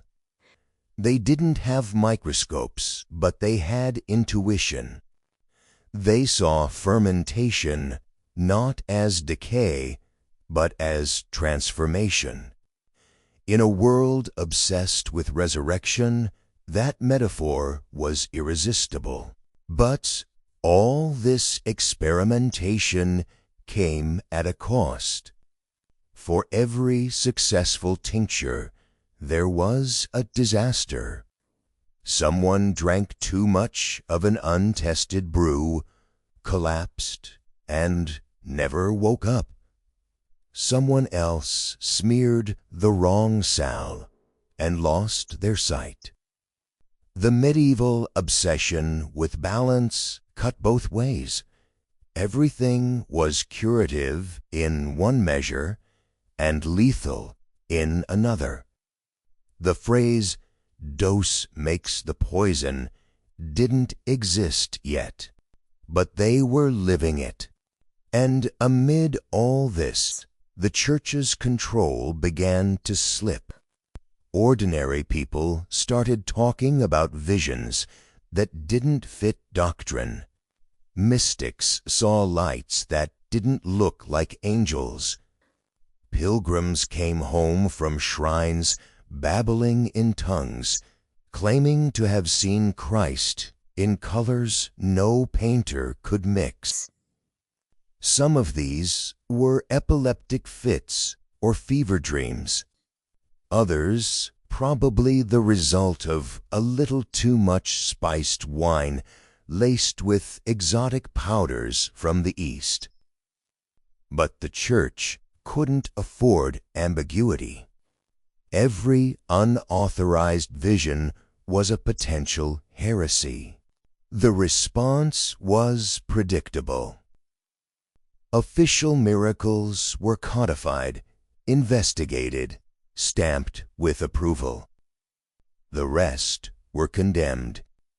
Visionaries who couldn't keep their revelations within the script were silenced, or worse.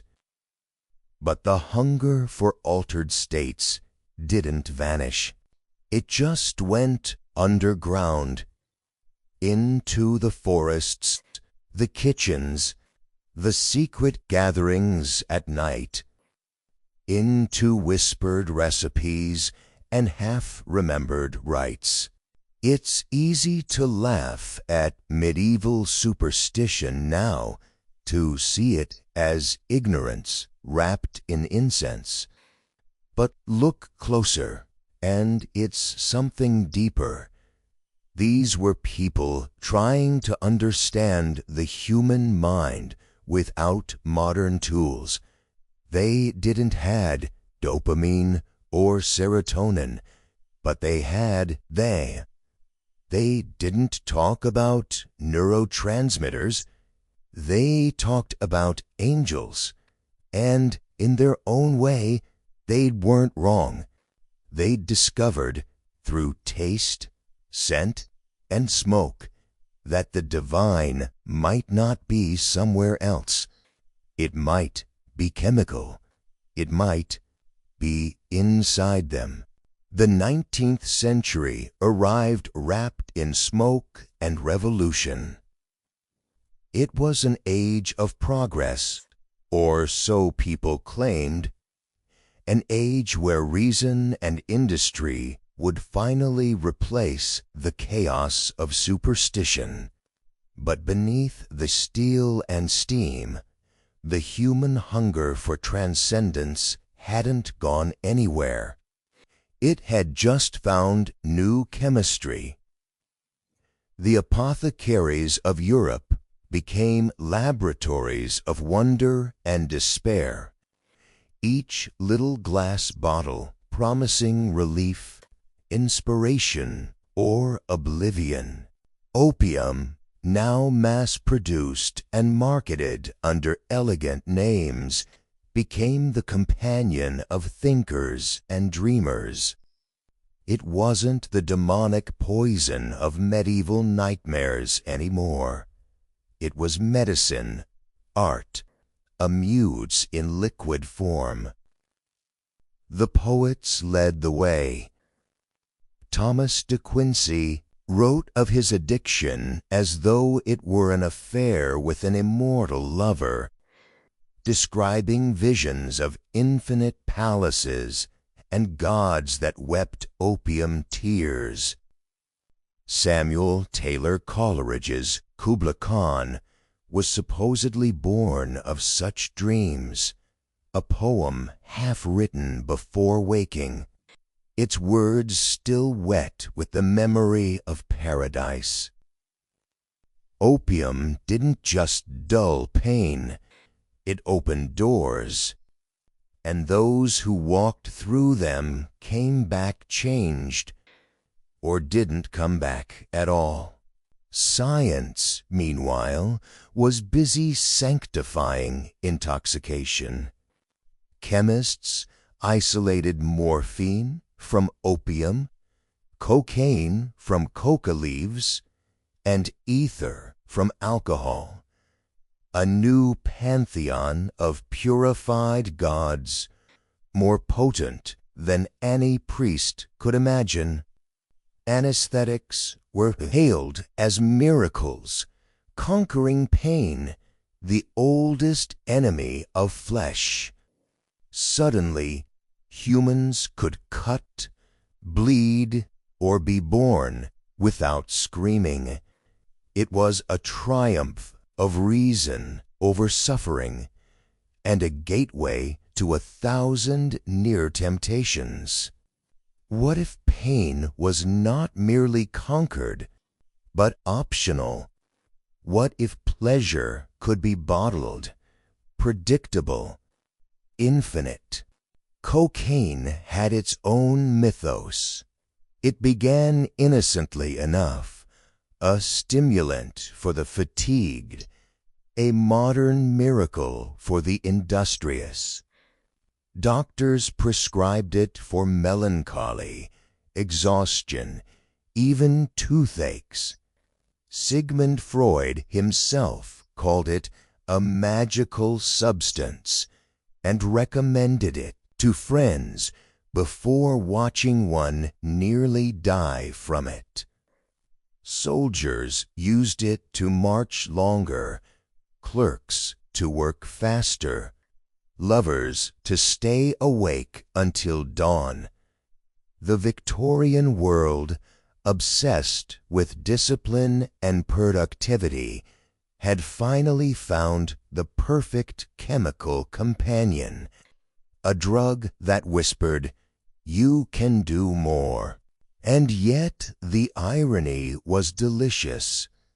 The same society that preached restraint and moral purity was addicted to escape on a scale never seen before. Laudanum bottles were fixtures on every dressing table. Absinthe dripped its green fire into every artist's glass. The Romantics, Byron, Shelley, Baudelaire, wrote of intoxication not as vice, but as philosophy.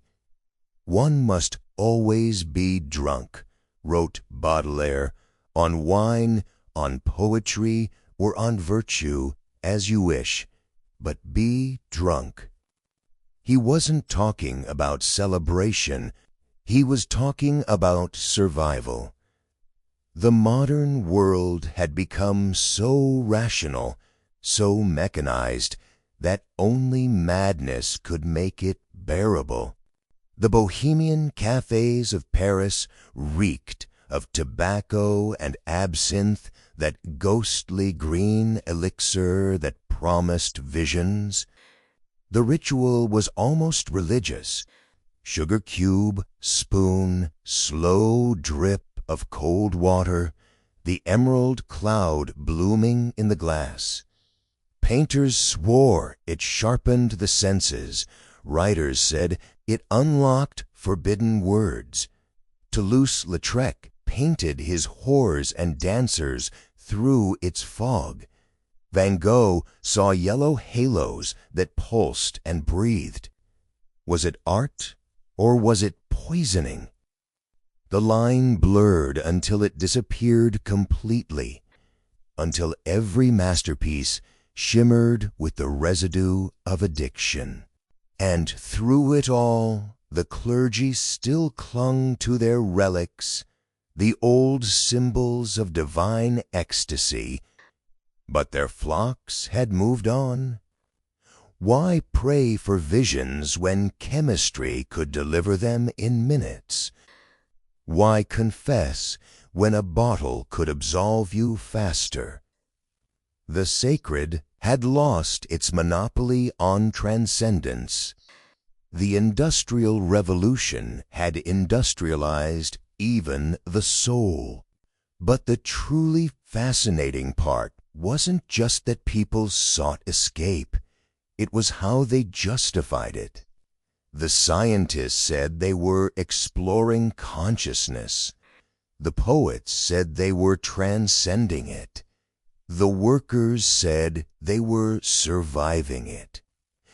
Each group, in its own way, echoed the same ancient yearning, the desire to see beyond the veil, to feel something vast, even if it burned.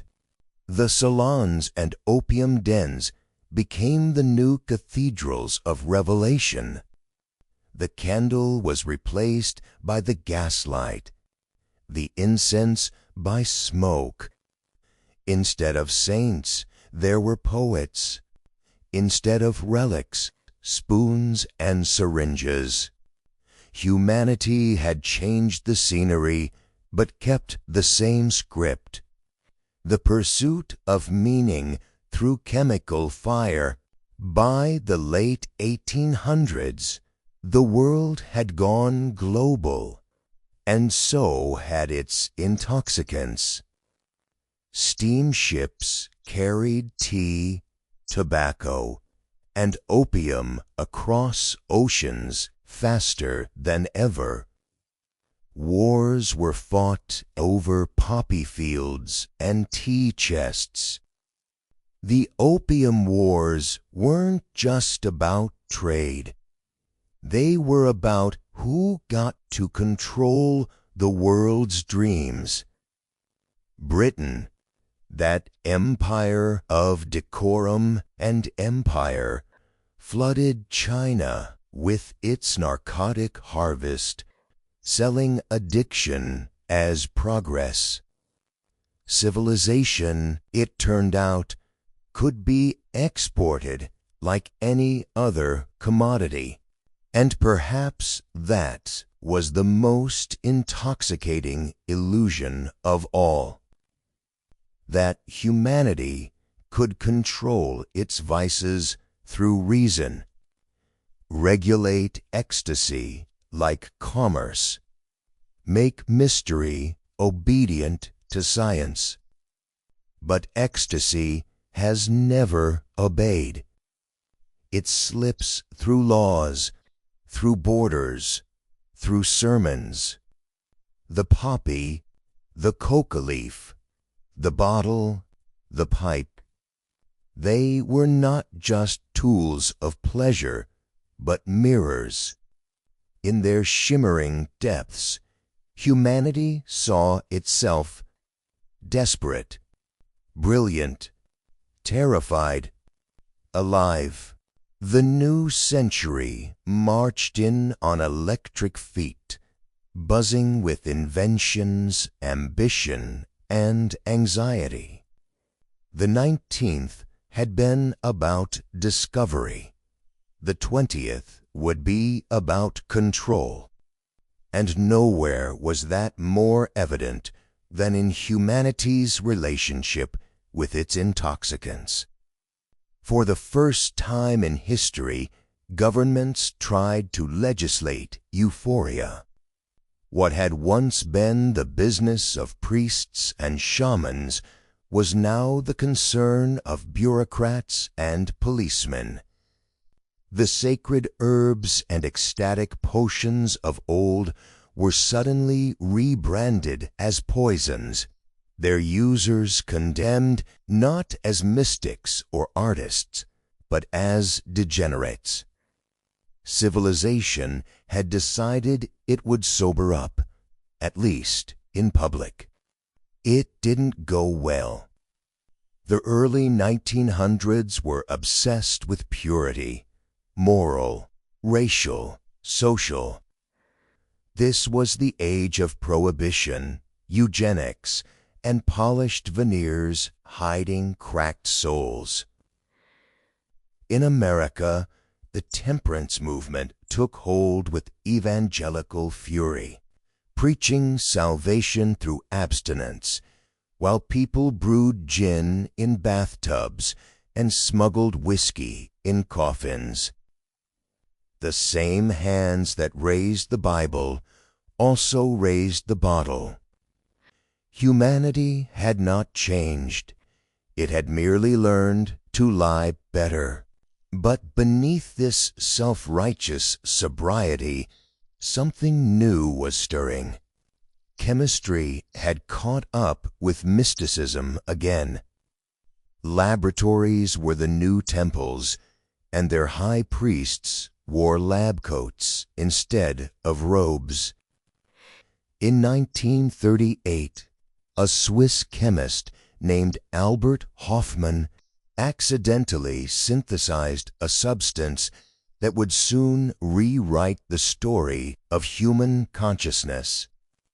lysergic acid diethylamide, LSD. He didn't know it yet, but he had resurrected the old gods. Meanwhile, morphine begat heroin, first hailed as a miracle cure for addiction before becoming its cruelest form. Cocaine was refined, restricted, and yet never truly disappeared. It merely adapted, hiding in tonics and pharmaceuticals. Sigmund Freud had once called it divine. By the early 20th century, it was the devil's whisper in jazz clubs and speakeasies. The world was high and pretending not to be. And then came the wars. Nothing on earth sobered humanity faster or made it crave escape more. World War I was not fought in the name of God or king, but of progress. Men marched into trenches with rifles and morphine syringes, their blood mingling with mud and chemicals. The first truly modern war was also the first chemically medicated one. Soldiers learned that courage could come in a vial, numbness in a pill. Amphetamines became the hidden fuel of empires. The Germans called them Pevitin. The Allies called them pep pills. Everyone called them necessary. Sleep was for civilians. The soldiers who survived returned home hollow-eyed, addicted to the numbness that had kept them alive. Doctors called it shell shock. Poets called it hero. The public called it heroism. And when the Second War came, barely 20 years later, the pattern repeated. Armies marched on amphetamines again. Hitler himself fueled by daily injections, his generals riding chemical euphoria into madness. The battlefield had become a laboratory, and the soldiers were the test subjects. While bombs fell, a quieter revolution brewed in university basements and hidden corners of culture. The scientists studying these substances began to realize that what they were dealing with wasn't just chemistry, it was wetelation. LSD found its way out of Hoffman's lab and into the hands of psychiatrists who believed it might heal the mind. Then it slipped further into the fingers of writers, artists, and the restless youth of the 1950s who had inherited a broken, anxious world and wanted to feel alive again. The beat poets took it first, of course. They had always been chasing the ineffable, the holy in the profane, the divine in the dirty. Kerouac, Ginsberg, Burroughs. They spoke of drugs the way medieval mystics spoke of angels, not as entertainment, but as revelation. Their words dripped with sweat, madness, and grace, as though the visions, once confined to monasteries and cathedrals, had spilled out onto the open road. By the 1960s, the experiment exploded. LSD wasn't a secret anymore, it was a revolution. Timothy Leary preached, "Turn on, tune in, drop out," and an entire generation listened. The old Intoxicants had been about escape, but this was about expansion. Suddenly, people weren't drinking to forget. They were tripping to remember. The flower children claimed they were rediscovering something ancient, something primal, the sacred unity of all things. The medieval mystics would have recognized the feeling instantly. even if they wouldn't have approved of the tie-dye. The authorities predictably panicked. Visions, it turned out, were dangerous again. The same societies that once burned witches now banned psychedelics, declaring them threats to order and sanity. The cycle repeated. Revelation, repression, rediscovery. The substances changed, the rituals changed, but the dance remained the same. Humanity reached for transcendence, and power reached for control. But LSD had already done its work. It cracked open the Western mind, reintroduced mystery to a world obsessed with logic, and reminded millions that there was more to reality than the visible. And it wasn't just about hippies and guitars. It seeped into psychology, art, technology. The dreamers who built computers, who imagined cyberspace, who coded the digital age, many of them had glimpsed infinity through that same shimmering keyhole. So while the politicians declared victory in their war on drugs, the truth was simpler. The gods had merely changed address, no longer in temples or taverns, but in circuit boards and consciousness. Humanity's oldest addiction, the need to see beyond the veil, had found a new altar, the mind itself. By the 1970s, the world had come down hard from its psychedelic high.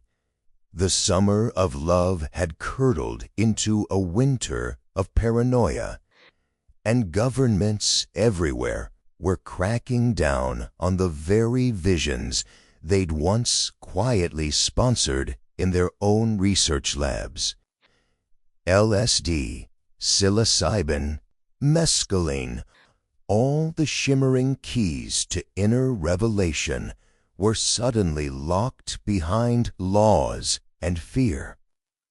The age of Aquarius ended not with enlightenment, but with a hangover and a police raid. But here's the thing about human nature. It doesn't take orders well, especially when it comes to ecstasy. You can outlaw substances, but not longing. You can burn the plants, but not the need to transcend. The underground didn't vanish, it adapted. The same kids who'd once dropped acid in fields now turned to new brews, new rituals, new chemistries. The dream hadn't died. It had just gone off the grid.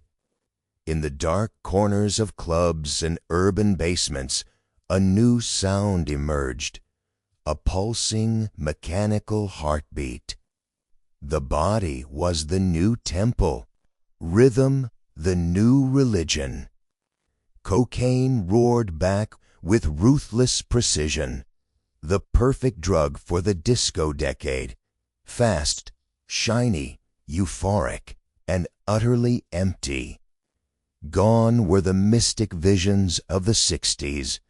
This was intoxication as performance.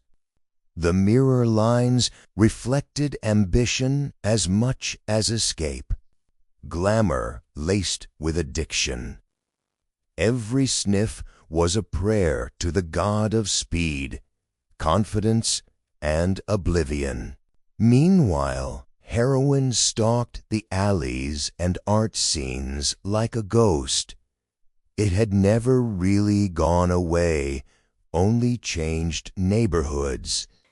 The same opiate that once lulled Victorian poets now claimed jazz legends, punk icons, and nameless thousands who found beauty too sharp to face super. It was the great equalizer. Bohemian and beggar alike bowed before its cold mercy. There was something hauntingly medieval about it, the way people spoke of heroin as both curse and sacrament, the way they described its nodding high as an almost divine stillness. Then came the 80s, the decade of excess, of neon and nightmares. Cocaine became capitalism's unofficial sponsor. Wall Street traded stocks and lines in the same breath, high on the illusion of infinite growth.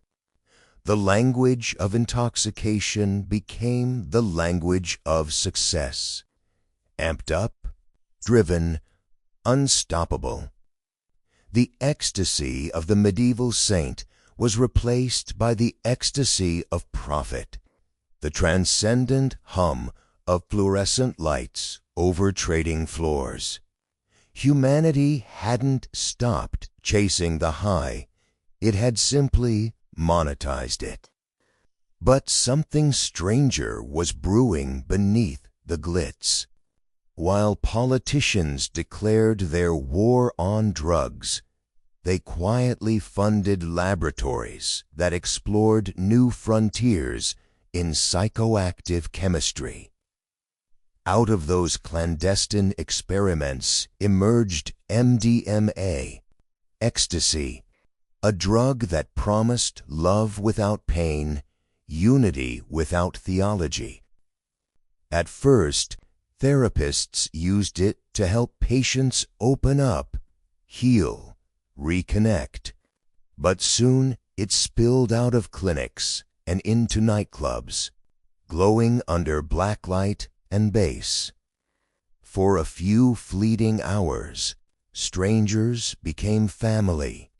Walls dissolved, and every beat felt like proof of something sacred. It wasn't the divine fire of old. It was synthetic communion, humanity remixing its oldest ritual for a digital age. And yet, even here, the story was the same. The seekers came for connection, the market came for profit, the state came with fear. Every generation rediscovered intoxication like it was new, and every generation forgot that the pattern was ancient. The medieval peasants who brewed hallucinogenic mead to see angels weren't so different from ravers chasing transcendence under laser lights.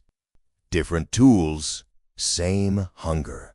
The late 20th century became a paradox, a culture that worshipped control but secretly adored surrender. Pills for energy, pills for sleep, pills for sadness, pills for nothing in particular.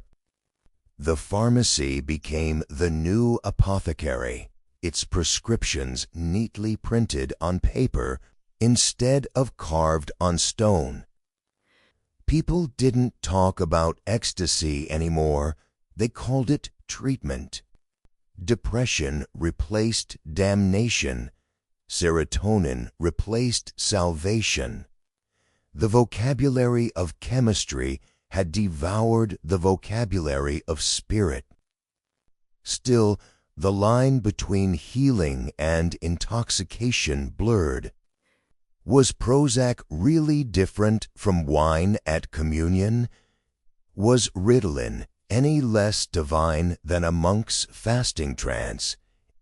Society had simply changed its robes from incense and Latin to branding and clinical trials, but the ritual remained.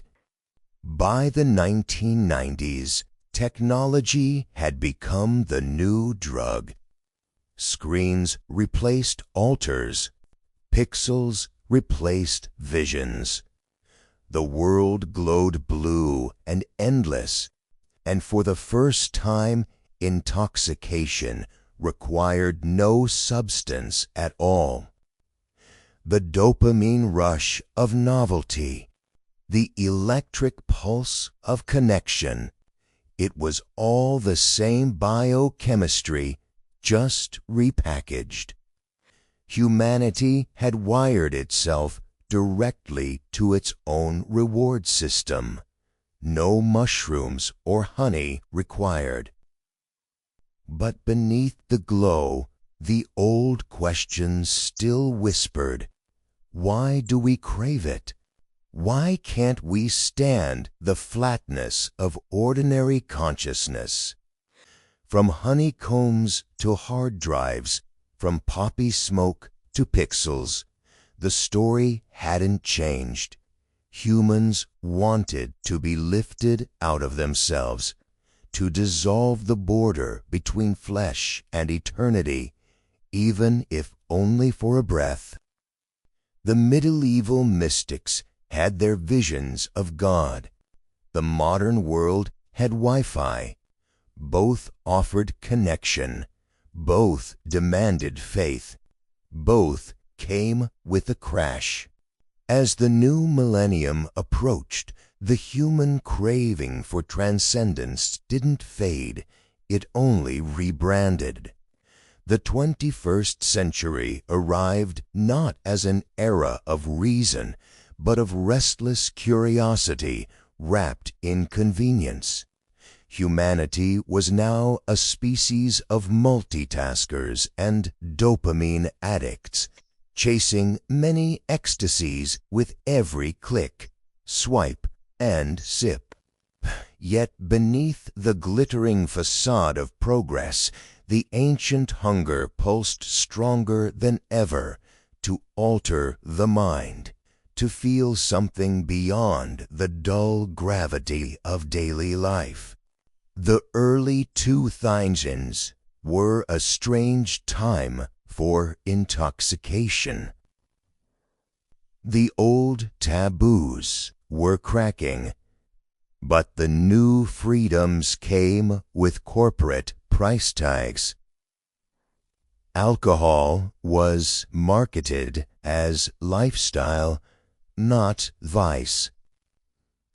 Cigarettes morphed into sleek vaping pens with names that sounded more like video games than toxins.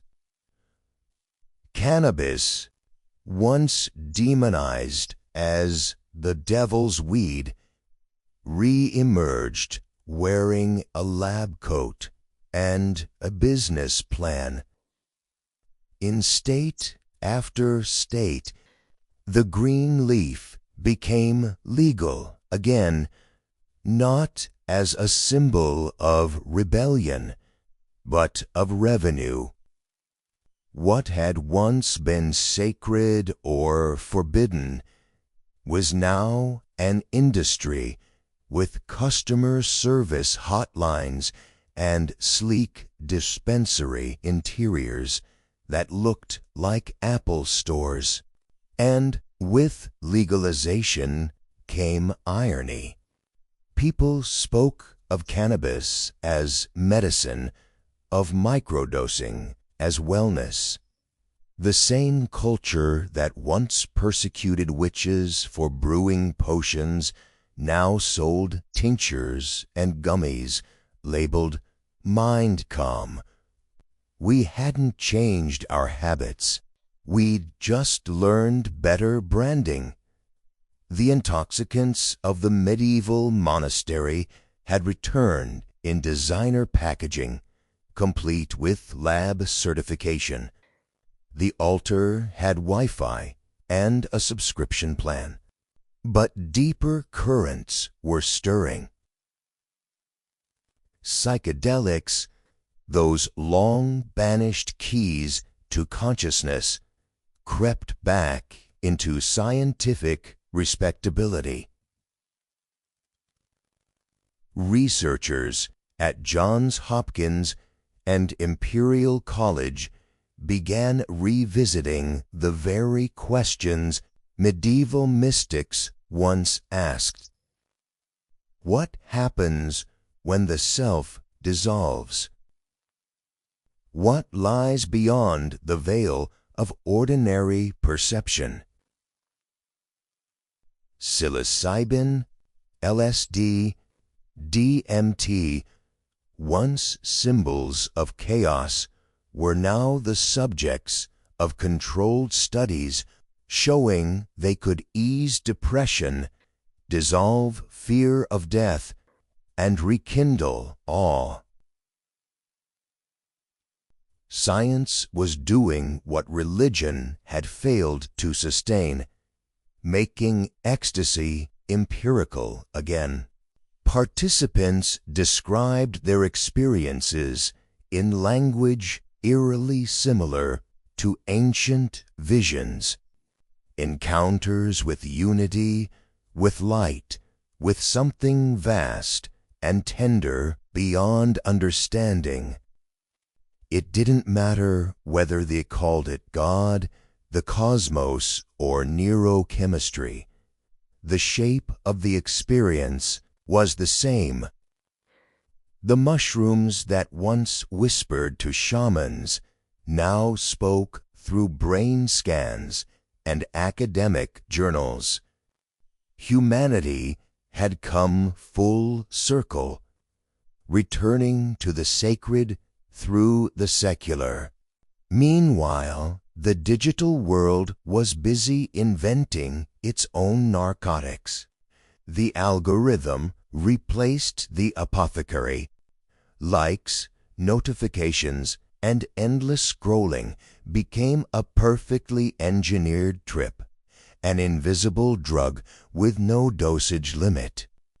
People began to speak of doom scrolling and screen highs, of the empty buzz that came from constant stimulation. Neuroscientists confirmed what every teenager already knew. The internet was psychoactive. It changed mood, attention, even memory. The same reward circuits that once lit up for fermented honey or sacred smoke now glowed for emojis and follower counts. And yet, something primal kept slipping through the cracks of modern life. Festivals like Burning Man rose in the desert, recreating tribal fires and ecstatic rituals beneath lasers and dust storms. There, accountants danced beside artists, engineers beside mystics, all stripped of hierarchy and intoxicated by music, freedom, and dust. It was a modern pilgrimage to nowhere and everywhere, a communion without dogma. The substances were almost secondary. The real drug was belonging, that ancient chemical of shared surrender. Even corporate culture began flirting with transcendence. Silicon Valley executives spoke of biohacking and neuroenhancement, blending caffeine, nootropics, and meditation into productivity rituals. The goal wasn't to escape reality anymore, but to optimize it, to become superhuman through controlled intoxication. Microdosing LSD before a pitch meeting wasn't rebellion, it was self-improvement. The mystic had merged with the machine, and both wore smartwatches.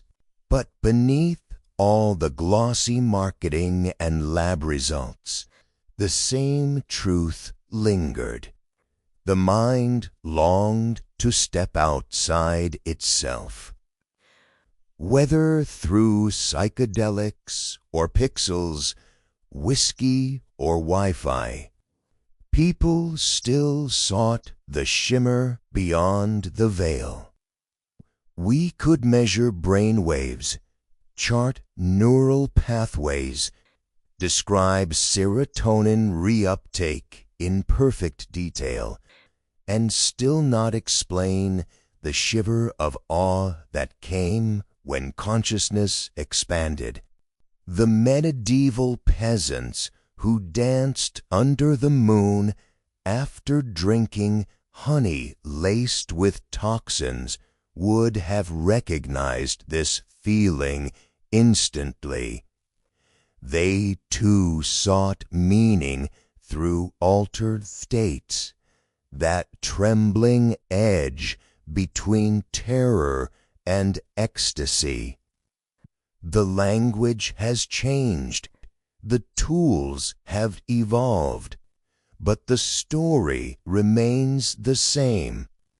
The human brain, ever curious, ever restless, forever inventing new ways to remind itself that life is more than flesh and function.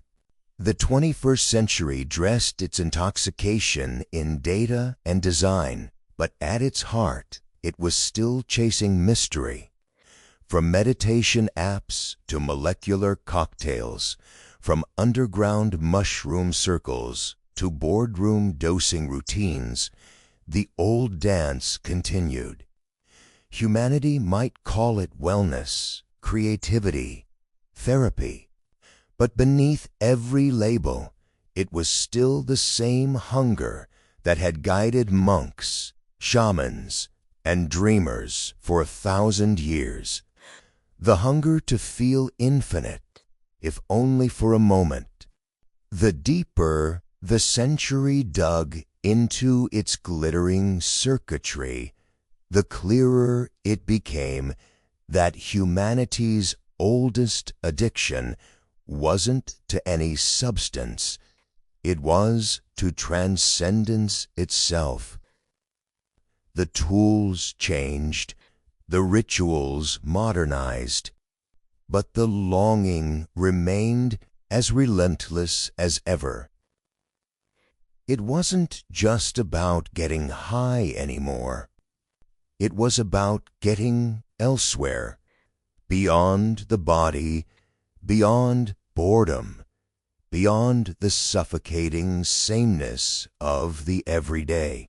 By the 2020s, that impulse had found new forms. You didn't need a drug dealer. You just needed an internet connection. Virtual reality promised escape so immersive that your body became obsolete. Slip on a headset, and the laws of physics could be rewritten, pain erased, identity remixed. For a few hours, you could be anyone, anywhere. It was intoxication stripped of chemicals, pure and digital. Some called it progress. Others saw it as the final refinement of the world's oldest urge, to dissolve into illusion. And it wasn't just virtual spaces. The real world began to bend around the same desire. Experience became the new religion. People paid to float in sensory deprivation tanks, to hyperventilate in breathwork ceremonies, to drink cacao under the guidance of modern shamans wearing wireless mics. What used to be called altered states were now listed on booking platforms with 5-star reviews and early bird pricing. Ironically, the more the world explained the chemistry of consciousness, the more people sought to escape it. Neuroscience could map every neuron, yet still couldn't tell anyone why a cathedral ceiling or a psilocybin trip made them cry. Science could replicate the mechanisms of awe, but not its meaning. And so humanity began to circle back toward ancient knowledge, this time filtered through psychology, branding, and Wi-Fi. Ayahuasca retreats in the Amazon drew Silicon Valley founders and burnt-out financiers alike. They went seeking healing or clarity, but often emerged babbling about serpents of light and the universe speaking in fractals. Shamans, once dismissed as primitives, became spiritual consultants for the elite. It was colonial inversion at its strangest, the West returning to the jungle for salvation, armed with GoPros and electrolytes. And as the psychedelic renaissance bloomed, the global conversation shifted from criminalization to commodification. Mushrooms were decriminalized in major cities. Therapists were trained in guided psychedelic therapy. Venture capitalists poured millions into mind expansion startups. The dream of transcendence was now a subscription service. One-click enlightenment, billed monthly. Yet, beneath the glossy surface, something profound was happening. People were rediscovering what ancient civilizations already knew, that the boundary between the sacred and the chemical was paper thin. The same molecules that once fueled medieval visions of angels were now being measured, dosed, and monetized. The brain had always been a cathedral, and drugs were merely the stained glass. Meanwhile, a quieter movement stirred alongside the chemical one. Meditation apps spread faster than any religion in history. Millions of users closed their eyes not to dream, but to disappear. The language was secular: mindfulness, focus, stress reduction. But the effect was ancient, a ritualized retreat from the noise of the world, an attempt to touch stillness. In the data age, silence itself had become psychedelic. And then there were those who sought transcendence not by altering their minds, but by annihilating them. Minimalism, fasting, dopamine detoxes, social media cleanses, all were acts of renunciation disguised as lifestyle choices. In an era drowning in stimulation, the greatest high was abstinence. Some people began to speak of digital sobriety the way monks once spoke of celibacy, not as deprivation, but liberation. The human story of intoxication had inverted itself. The same species that once swallowed mushrooms to reach the divine was now deleting apps for the same reason. The rituals of consumption and abstention had become two faces of the same yearning to quiet the static and hear the faint hum of existence again. And yet, even as humanity experimented with new frontiers of consciousness, a quiet anxiety lingered beneath the glitter. What if the chase itself, The constant quest for altered states was the addiction. What if transcendence was not something to be found, but something we were meant to live with in the ordinary? For all our sophistication, the pattern remained unchanged. We sought ecstasy. We found it. We lost it. And we went searching again. Whether through the vine, the chip, the prayer, or the pill, we were always chasing the same mirage. And maybe that was the point. Not to arrive, but to wander in the ruins of old religions and the glow of new technologies. Humanity was still performing the same ancient dance. The names had changed: ayahuasca, serotonin, dopamine, meditation, but the choreography was eternal. Reach, grasp, fall, repeat. And perhaps in that endless repetition there was its own strange kind of enlightenment. The 21st century's mindscape had become a curious cathedral, half laboratory, half temple.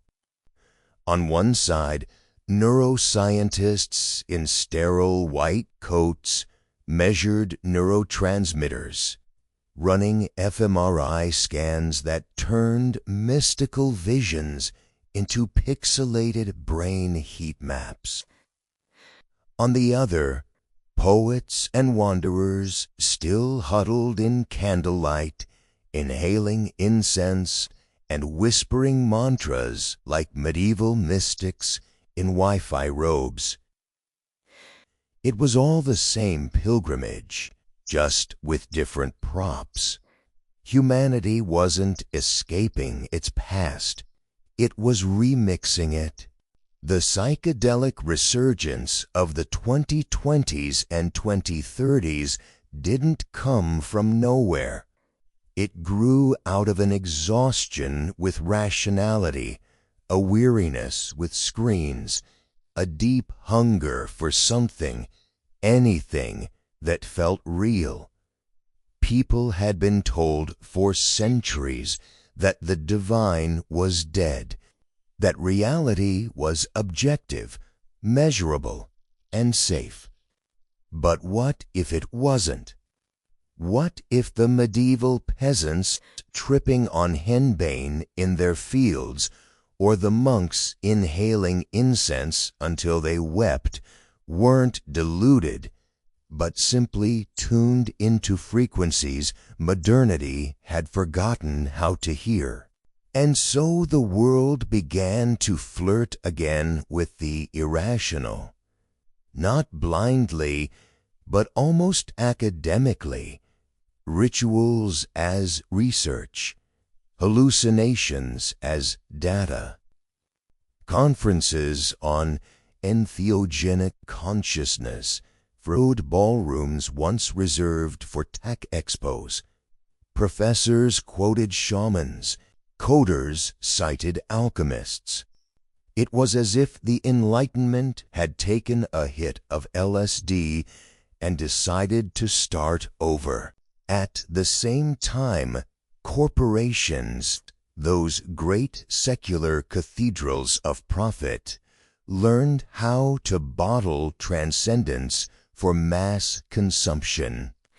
Breathwork studios in Los Angeles charged $300 to help people hyperventilate until they cried. Somatic awakening was the new luxury brand.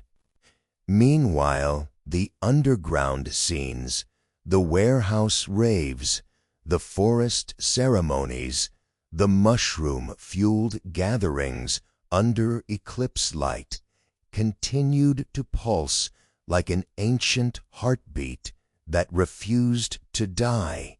The irony was sharp enough to draw blood. What once got you burned at the stake could now be expensed to your wellness budget. Medieval Europe outlawed witches for brewing potions that opened the mind. Silicon Valley funded startups to do exactly that, with better branding. It wasn't heresy anymore. It was productivity optimization. And yet, buried beneath the hashtags and the TED Talks, something genuine flickered. The modern psychonaut, headset explorer, or urban shaman wasn't just chasing novelty. They were trying to feel the pulse of something older than civilization itself. The same current that ran through the temples of Eleusis, the fumes of Delphi, the honey of the Black Sea, the smoke of the medieval censer. It was never just about pleasure. Pleasure was the bait. The real treasure was the vision, the moment of stillness or terror when the world's edges dissolved and you felt yourself both nothing and infinite. Every culture had found its way there, and every culture had paid a price for it. In medieval Europe, that price was fear, the terror of sin, the paranoia of witchcraft, the guilt that followed ecstasy. In the modern West, the price was commodification, reducing transcendence to a lifestyle accessory, enlightenment to a brand identity. Both systems tamed the wildness of the human spirit in their own way. Still, the stories of the old intoxicants never fully disappeared. Mad honey was rediscovered by travelers seeking natural highs in Turkey and Nepal, some of whom learned the hard way that natural doesn't mean safe. Henbane, that poisonous cousin of the potato, reappeared in gardens of experimental herbalists, its black flowers still exuding danger and fascination. Even insects, that most harmless seeming of sacred smokes, was reborn as aromatherapy, its ancient role diluted but not erased. Everything had come full circle. What had once been feared as witchcraft was now repackaged as wellness. The ecstatic had become aesthetic, and the line between medicine and magic, which had never really existed, was drawn and redrawn with every generation's anxieties. The medieval world sought to control the unknown through religion. The modern world sought to dissect it through science.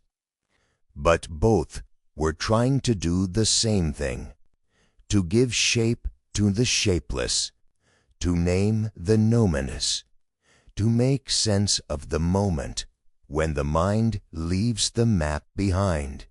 So the experiments continued, some in laboratories, others in forests. New chemicals replaced old herbs. New theories replaced old theologies. But the trembling awe of a mind standing on the edge of the infinite, that hadn't changed in 1,000 years. Whether you called it divine revelation or a serotonin cascade, it was still the same electric, paraffine beauty. And somewhere in that thin space between the rational and the mystical, the ghosts of the old intoxicants lingered. The fumes of the censer still rose. The shadow of the mandrake still curled beneath the soil. The honey still shimmered in its golden trap. They were reminders not just of danger, but of daring, that humanity has always been willing to risk madness for a glimpse of meaning.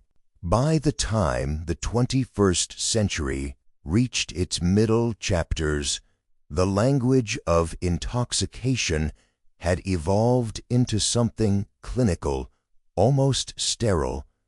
Scientists didn't speak of ecstasy, they spoke of neuroplasticity. They didn't mention visions, they mentioned altered cognitive frameworks.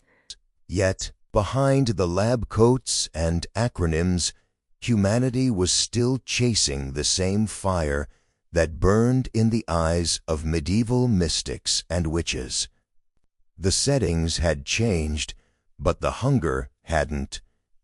Brain scans now revealed what saints had described centuries ago: a psychedelic trip, a deep meditative trance, or a religious vision, all shared a neural fingerprint, a shutdown of the default mode network, that internal narrator that tells you who you are. When it quieted, the boundaries of the self dissolved, and the brain began to sing in patterns that defied explanation. Scientists called it ego death. Monks called it enlightenment. Different names, same surrender. The irony was delicious. After centuries of mocking the mystical, science had arrived at the same conclusion, that reality wasn't as solid as it seemed, and consciousness was not a switch, but a spectrum. The ancient intoxicants, mad honey, henbane, sacred smoke, had merely been crude tools for hacking a system that modernity was only just beginning to map. But even with all the data and diagrams, something was missing. You could measure a hallucination, but you couldn't feel it through a chart. You could graph the brain's reaction to awe, but you couldn't describe the ache in the chest when the world suddenly felt alive. The medieval mystic had no instruments, but they had language, wild, poetic, trembling. Their visions were absurd and radiant, full of angels, beasts, and divine fire. The modern seeker had graphs, but no metaphors, precision, but no passion. Somewhere in the transition from cathedral to lab, humanity had lost the poetry of its own perception. Still, there were those who tried to bring it back. Writers, artists, and renegade scholars began to retranslate ancient experiences into contemporary forms. They argued that maybe the visions of saints and witches weren't superstition, but a kind of human technology, spiritual software that had been deleted by the rational age. The idea was intoxicating in itself, that maybe enlightenment wasn't divine intervention, but neurochemical choreography, honed by centuries of ritual. Somewhere between the monasteries and the microdosing seminars, a new kind of mystic emerged, the rational believer. They quoted neuroscience and scripture in the same breath, prayed with EEG caps on their heads, and described God as the ultimate feedback loop. It sounded ridiculous until you realized how medieval it was. After all, monks once charted the stages of contemplation like scientists mapping the stars. Both disciplines were quests for pattern, for proof that the ineffable could be known. But there was danger in this new mysticism, too. The more humanity quantified transcendence, the more it risked stripping it of wonder. If every vision could be reduced to a burst of serotonin or an electrical misfire, then what was left of the sacred? Would all survive analysis? Or would enlightenment become just another consumer option, something you could schedule between Pilates and a Zoom call? The modern world was teetering on a strange edge. On one side lay faith reborn through science, ritual reimagined, ecstasy reinterpreted. On the other lay the flattening hum of a civilization that couldn't stand not knowing. The medievals, for all their superstition, had lived in a cosmos alive with meaning. The moderns, for all their clarity, risked drowning in their own explanations. Yet, despite it all, the old substances still whispered through the cracks. In some mountain valleys of Turkey, bees continued to make their fatal honey. In hidden gardens across Europe, henbane still grew, its scent sweet, narcotic, and faintly forbidden. And in churches, temples, and living rooms around the world, incense still burned, its smoke curling like a bridge between worlds. The connection was impossible to ignore. The same smoke that once filled Gothic cathedrals now drifted through yoga studios and meditation apps. The same honey that felled Roman soldiers now gleamed in glass jars on wellness blogs. And the same plant that sent witches flying now inspired pharmaceutical patents. Civilization had come full circle, looping back to its own delirium, only now it called it progress. But perhaps that was the secret at the heart of the human story. Every age believed it was moving forward, but maybe it was just spinning in a spiral, revisiting the same questions with new toys, new words, new excuses. Why are we here? What lies beyond? Can we bear reality without a little magic to soften its edges? The medievals asked it through prayer. The moderns asked it through code. The answers never lasted long, but the asking, that was eternal. And somewhere in that eternal asking, the old intoxicants still laughed. Not cruelly, but knowingly, as if to say, you can change your gods, your gadgets, your language, but you'll never stop hungering for the same thing. To touch the mystery, if only for a moment, and remember that you're not just living in the world, you're woven into it. By now, the story of intoxication had shed its disguises. What began as honey and smoke had become data and dopamine, yet the impulse remained constant, a restless desire to break through the membrane of ordinary life. Every generation thought it was inventing something new, but really it was just rediscovering the same ecstatic instinct buried deep in its nervous system. The forms evolved. The hunger never did. In the Middle Ages, the danger came from witches and heretics, those who dared to taste forbidden knowledge. In the modern age, the danger came from ourselves. We had become our own alchemists, distilling ecstasy from chemicals, algorithms, and attention. The rituals of intoxication had become invisible, woven into the fabric of daily existence. The smartphone was the sensor, the timeline the altar.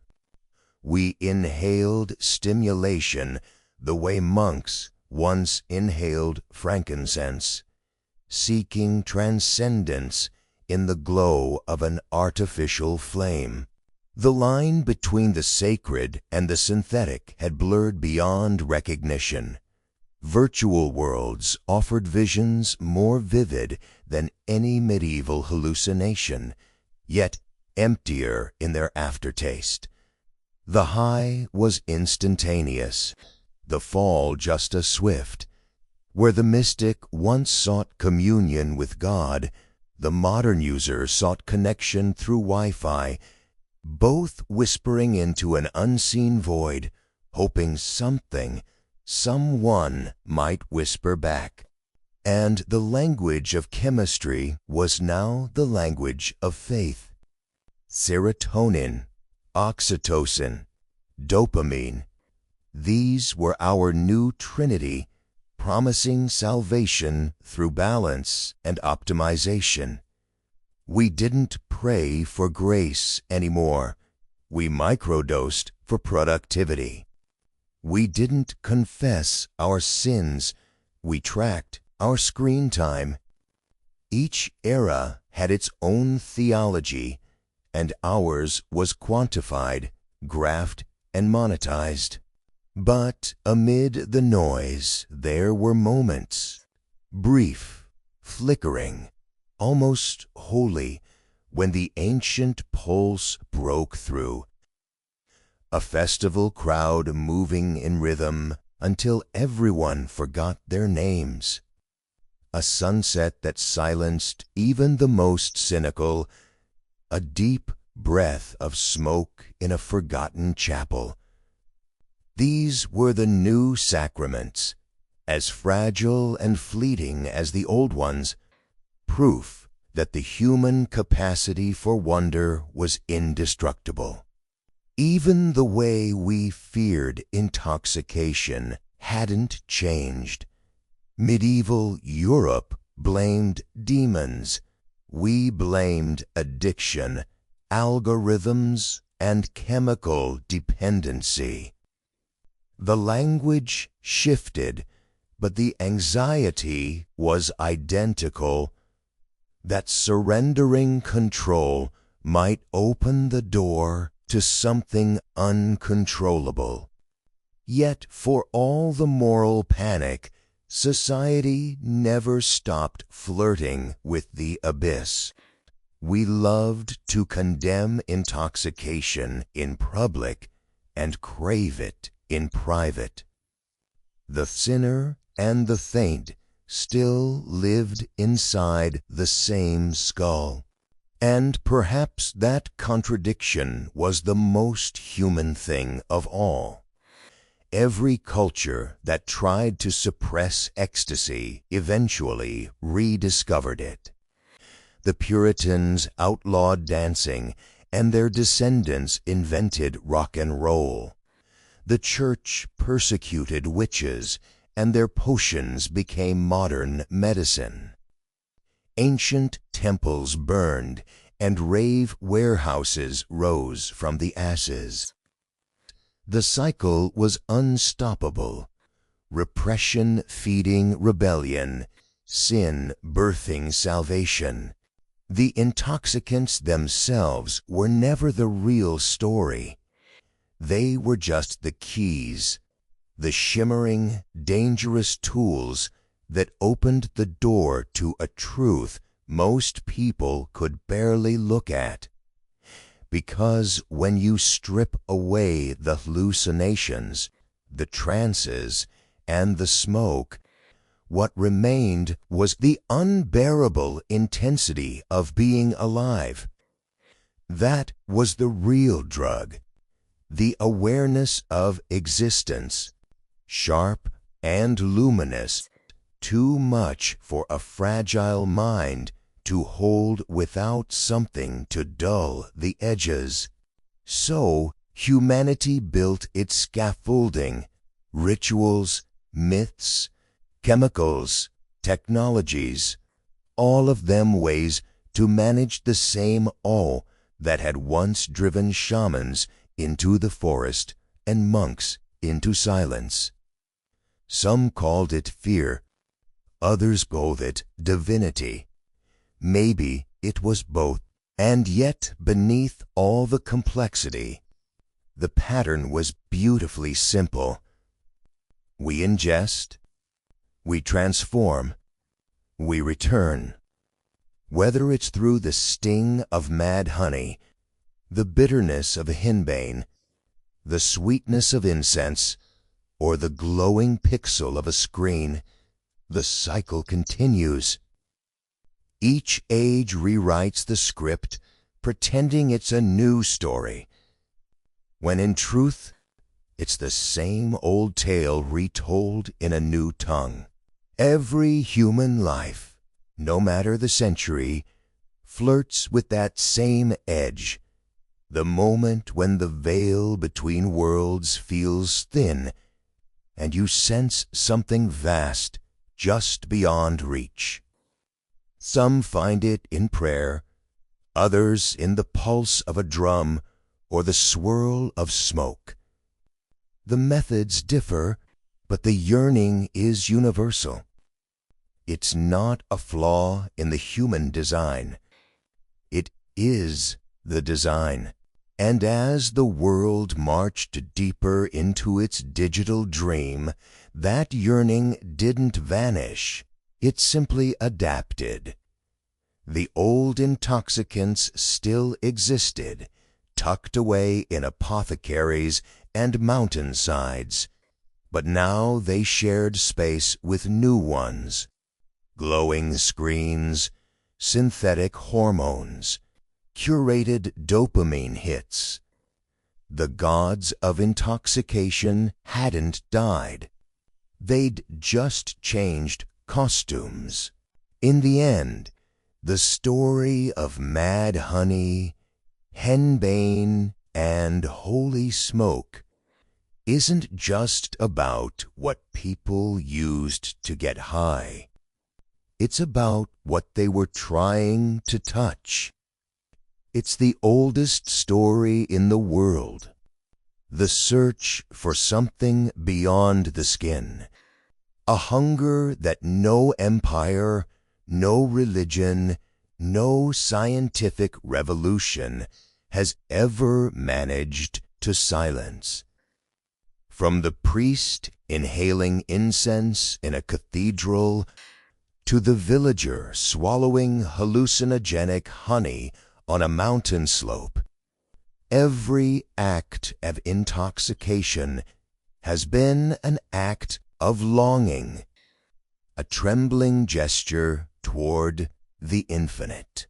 The medieval mind didn't separate the sacred from the strange. A vision might come from God or from the garden, and sometimes it was impossible to tell the difference. That ambiguity terrified the Church, which built doctrines to contain it, and it fascinates us still, because deep down we recognize that the line between revelation and delirium has always been thin, too thin. Humanity has never known how to exist without standing half in shadow, half in light. The so-called Age of Reason promised to lift that shadow. It dissected every mystery it could find, replacing awe with analysis, ritual with routine. Yet even in our modern age of fluorescent certainty, the shadow remains. It hides in our chemistry, in our dreams, in our screens. We chase clarity and end up craving confusion again. We invent control only to sabotage it in pursuit of sensation. It's as if the species itself can't bear to live without a little madness. That madness, however, has always been creative. Out of smoke and delirium came poetry, music, philosophy, entire civilizations born from the shimmering border between sense and surrender. Without intoxication, there would be no revelation, no art, no spark to remind us that logic alone cannot hold the world. Even the scientists and skeptics, in their quiet moments of wonder, sip from the same cup as the mystics. They just call it curiosity instead of ecstasy. The ingredients may have changed, but the brew remains the same. Today's intoxicants are refined, legal, and polite. They come in capsules and screens instead of goblets and censers. But they work on the same ancient circuitry, whispering the same invitation: forget yourself for a moment and see what's really there. The experience may last seconds or hours, but it always leaves a trace, a reminder that reality is far more fluid than we pretend. And maybe that's the lesson the medieval world tried to teach us through its smoke and visions. That intoxication isn't the opposite of clarity. It's a different kind of clarity, one that strips away the illusion of control. To lose yourself is not always to be lost. Sometimes it's the only way to remember what you are. When we look back at those strange centuries of potions, fumes, and honeyed hallucinations, we see more than superstition. We see experimentation. We see bravery. We see people reaching with trembling hands for the pulse of something greater than themselves. And maybe we envy them, not their ignorance, but their intimacy with mystery. They didn't just study transcendence. They lived it. The fumes of their incense still curl through our modern rituals. The golden shimmer of their honey still tempts travelers on distant hillsides. The poisonous flowers they feared still bloom, dark and beautiful, along the forgotten paths of history. Every breath of smoke, every bite of honey, every reckless vision reminds us that the urge to transcend is older than civilization itself. It's not a phase of culture. It's a condition of being human. So when the light dims and the air grows thick with that familiar scent of something burning, maybe you'll remember you too are part of this lineage, one more dreamer inhaling the holy smoke, one more traveler tasting the forbidden sweetness. And as the mind begins to blur and the world softens around its edges, perhaps you'll hear the echo of all those who came before. They whisper not from heaven or hell, but from the same place you stand now, between knowing and unknowing, between reason and rapture. Their message is simple, eternal, and slightly mad. Every age finds its intoxicants, but what we're really trying to find is ourselves.